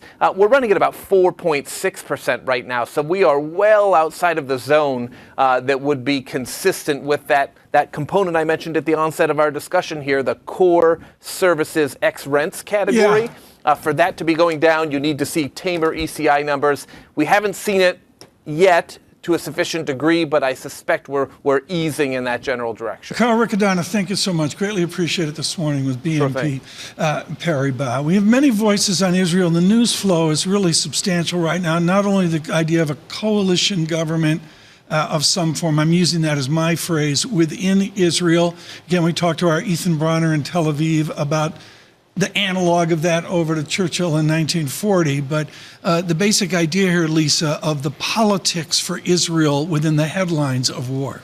Especially at a time where a number of the people affected are also nationals of many other countries, whether the U.S. or whether the United Kingdom. A different voice now, an important voice. Sisi Hatovali, I'll get that right. Help me here, Lisa. Israeli ambassador to the United Kingdom joins us this morning in her busy schedule as well. Ambassador, 6 years ago, in the conversation of the politics of Israel and the United States, you spoke about Jews in America leading convenient lives. I thought it was a brilliant comment of the distance of Israel from Judaism in America. Speaking of convenient lives in America, are our convenient lives, have they been shattered? I think, in a way, every Jew in the world, his life's been shattered after what happened in the last 48 hours in Israel. I want to tell you from a personal stories, because for me, I've been in Israel when the war started, and my husband and my two daughters are still in Israel. I just received my daughter's in a shelter at the moment because Tel Aviv is under a rocket attack at the moment as we speak. And this is horrendous. We've never seen anything like that. And I'm speaking as someone who was experienced. I was part of the Israeli government. I've seen terror attacks in my life. And I must say this is unprecedented, the way Hamas barbarically acted against children, against young women. We're speaking here about war crimes being committed by Hamas in the last 48 hours. The Israelis and the international community are exposed to those I don't even have the words to explain how bad those atrocities are. And the videos on social media that I'm sure you've seen some of it. I've just seen the latest of a young Israeli child walking in Gaza, and Palestinian children are beating him up. Those are things, I mean, think about it. It reminds us dark times in the Jewish history. And this is our obligation, our first obligation, to fight back and to make sure Hamas will never have the ability to act against Israelis. Ambassador Tzipi Hotovely, how are you responding to the fact that this is really creating a whole host of tensions around the world that have become sort of ethnically focused on both sides? It really has erupted debates and protests and anger on both sides. How would you like to angle the conversation to be able to foster something more productive? I think that this is time to fight and to defend the people of Israel. And I think whoever saw the fact that 1,000 Israelis were killed in cold blood cannot speak now about both sides. There is one side here who's the side that wants freedom, democracy, cares about human rights, cares about people's life, which is the Israeli side, and there is the other side. This is good versus evil. This is so clear here that we are fighting in one of Israel's darkest moments. We are fighting evil that the world haven't seen since the Second World War. And we need to fight it. It's a terror organization recognized in the US and in the UK. And, you know, many people are comparing to 9/11. And I heard many people that are making the equivalent numbers with the proportion. When you think about Israel as a tiny country, just 9 million people, it's actually 10 times of 9/11. And the disaster that the country is experiencing, this is something that any country in the world should support Israel now. We've seen Israeli flags here in London. We saw the British Parliament colors itself in blue and white. We saw number 10 Downing Street with a huge Israeli flag projected on. This is the time to support Israel. The international community should understand that if Israel is not protected, then the whole Western civilization is not protected, because those horrible things backed by Iran can happen everywhere. Ambassador Hotovely, what do you make of some of the reports of Qatar, of the United Arab Emirates, of Egypt even acting as some sort of intermediary to negotiate hostage releases? Hostage release is a very, very important mission at the moment. We call again Hamas to release every single individual, children, women, elderly women that were kidnapped by Hamas. Some of them were tortured. And we've seen horrible, again, videos and images that are coming from Gaza.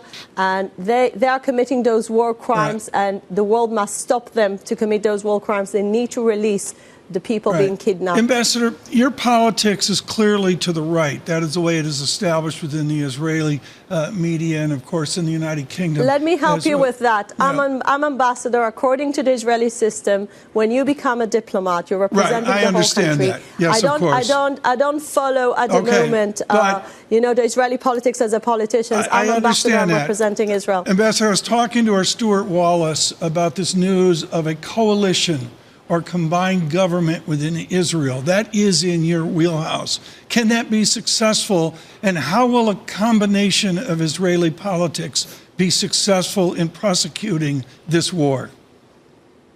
So first of all, it's clear both to the Prime Minister and to the leaders of opposition that there was never bigger necessity for a unity government in Israel than at this moment.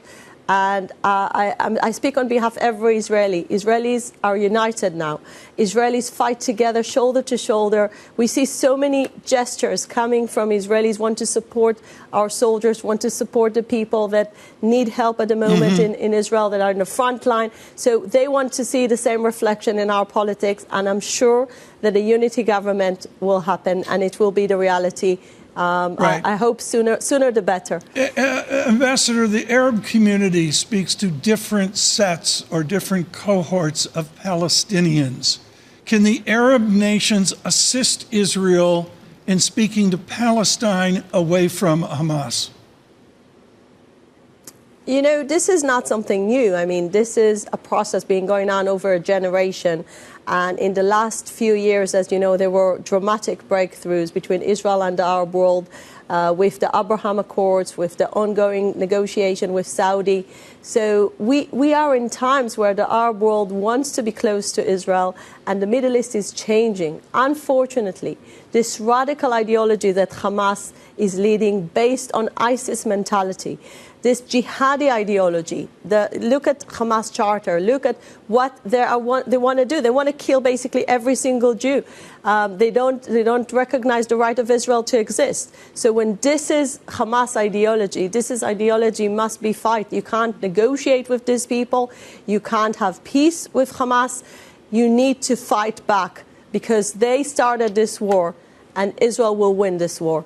Ambassador Khatovli, what do you make of some of the discussion around Iran? And there's been a lot of dancing around, you know, that they have backed Hamas, but that they weren't necessarily directly involved in executing it or orchestrating it. How important is that going to be, the determination of that, to determine the next step for the Israeli government? Well, obviously, Iran is involved, and obviously, Iran is the big brain behind activating its proxies. But at the moment, we have this war to win. The war against Iran is something bigger than that, but the international community should know the real face of Iran and its proxies through those atrocities that Hamas committed in Israeli innocent people, including children and elderly.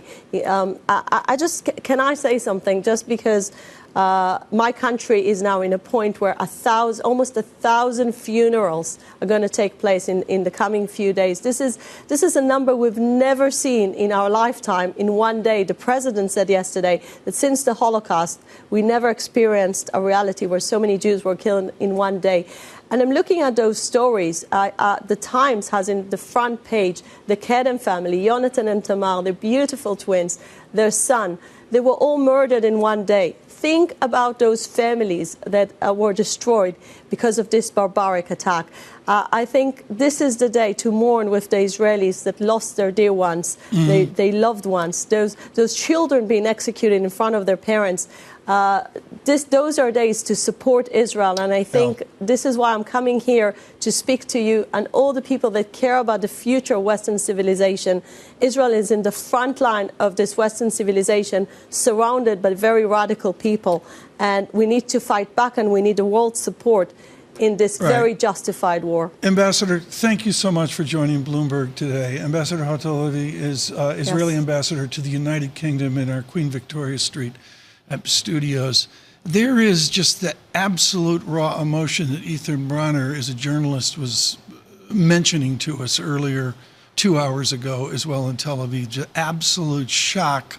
And it's not just the imagery and the social media. It's, as you mentioned earlier, Lisa, we have to remind ourselves of 333 million versus, I believe it's 28 million in Israel. The absolute shock of this touching every single family and community in Israel. It's you can't really verbalize it. You can't really put it into words. It is horrific to watch, and we are all watching all of the violence unfold on all sides. It's shocking to see how much we are watching in real time as the tragedies of families really are laid bare.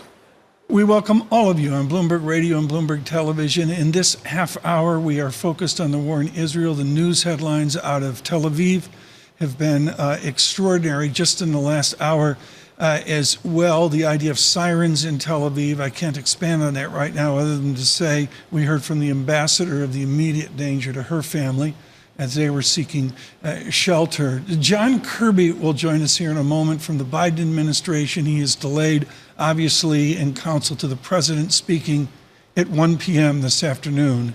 Someone with real knowledge of this and under crisis is our Michael McKee. You, of course, know him for just pristine analysis of economics. But, Mike, I want to go back to an earlier tour of duty with you. I don't think it was Lenin and what we saw in Russia, but it was certainly you were front and center in the Russian Revolution. And I'm going to go to Keynes, when the facts change, we change. Perceive this for Israel right now, not so much economically, but politically, economically. the facts have changed? Well, the facts have changed. And the interesting question is, what did Hamas think they were going to get out of this? We saw a divided Israel for many months over the Supreme Court situation, and now it's pulled the country completely together. Where it goes from here is very hard to say. We don't know how firm Israel is going to be, put it that way, I suppose, with Hamas in Gaza. But it could certainly spiral out of control if the wrong things happen. So there's a lot to keep an eye on here. Thank you, Mike McKee. And of course, we'll look to Mike McKee for important data later this week, particularly on CPI. This is a joy. He is a National Security Council spokesman. He is someone steeped in our defense discussion as the president speaks at 1 p.m. this afternoon. But far more, John Kirby has actually had tours of duty with the Navy. He has real-world experience that when the facts change, Admiral Kirby changes. Admiral, thank you so much for joining us this morning. In your briefings with the president and his team this morning, what will be the message at 1 p.m.? The first and most important message that the president will deliver in his remarks is really about the United States' long-standing and continued support of Israel, of the people of Israel. Our sympathies, obviously, with the loss and the suffering and the shock that they're going through, but also our firm resolve to make sure that they can continue to defend themselves against these terrorist attacks and to take action against Hamas directly. So he will talk about the military assistance that we are providing and that we expect to have to provide going forward. Number two, he'll talk about the hostage situation and the crisis and the fear that that is also engendering in so many hearts and minds throughout the region, including here in the United States, and what the United States might be willing to do to help with the hostage recovery efforts. And then lastly, and this is not unimportant at all, it's a strong message for Americans here at home that that anti-Semitism has no place, neither does terrorism, and that the United States federal government will work with state and local authorities to make sure that our Jewish community throughout the country doesn't have to live in fear and anguish and anxiety, that we're going to make sure that we can look after Jewish community centers and places of worship. John Kirby, from an Israel template, there's 67 and 73, and they were very different. To bring it to your Navy, Admiral Zumwalt didn't have to worry about social media, the immediacy, the speed of news today. How will this effort of Israel and the assistance of the United States change because of this modern news cycle, the crushing visibility of the terror that we have seen? Yeah, I mean, you can't have a conflict today anymore where it's not being brought home to people in real time, in micro bits of information and imagery, and it really gives you a gut punch because it's right in front of your face, and everywhere you turn, you gotta feel like you have to react to it. It is really important in a crisis like this, particularly when information is so ubiquitous and so accelerated that when appropriate, you got to make sure you're slowing down and making the right policy decisions, that you're acting not so much in reaction to what's in the news environment, but what you actually need to do on the field of battle or in the information space. Make no mistake. And we saw this in 2014 in the Gaza war. The information, the narrative war was just as important as the bombs that were dropping and the explosions that were going off. That will be even more the case here in terms of making sure that, that there is a common set of narratives about who's at fault here, who are the victims, and what needs to be done to move this forward. John Kirby, there's been a lot of discussion around the $6 billion that the U.S. released unfroze, I should say, for Tehran. It has not been released yet. I've seen some of the comments that you and others have made in the administration saying that not a penny of it's actually been transferred. However, what is the discussion around refreezing it? How likely and realistic is it that this administration will refreeze that $6 billion? We don't have a policy decision on that to speak to right now. It has always been the case that money could be frozen at any time. We said that when we sent it over to Qatar and made it available to the Iranians.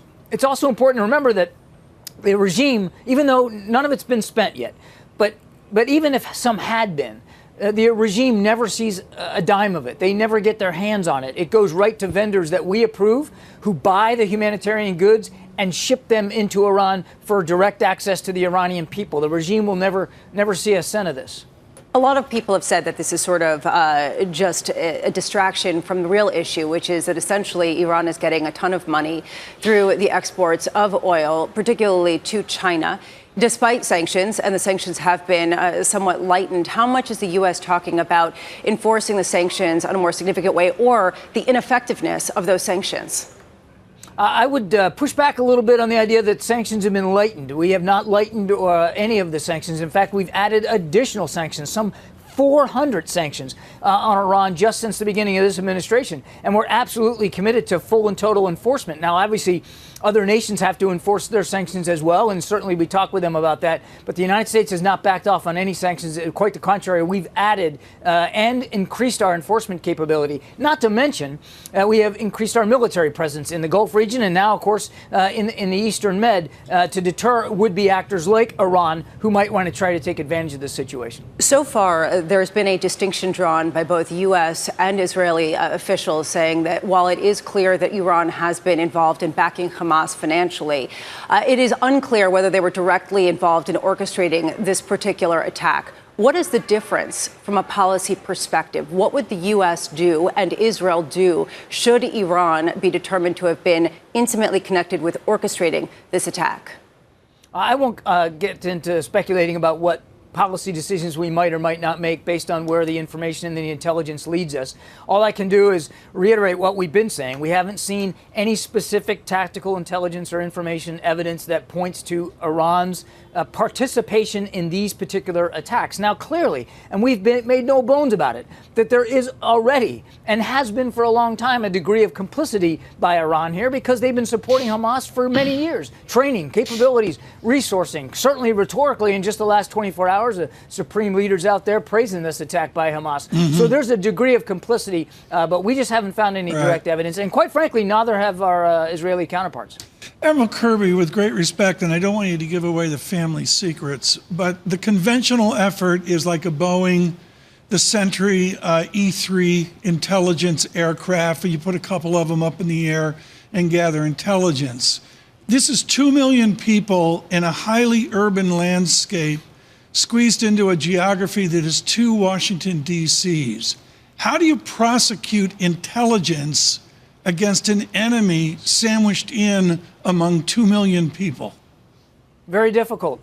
Very difficult to do. I won't speak for the Israelis. Of course, this is really for them to talk about. We will obviously and continue to share intelligence with them and offer them help in intelligence gathering. Of course we will. We always do.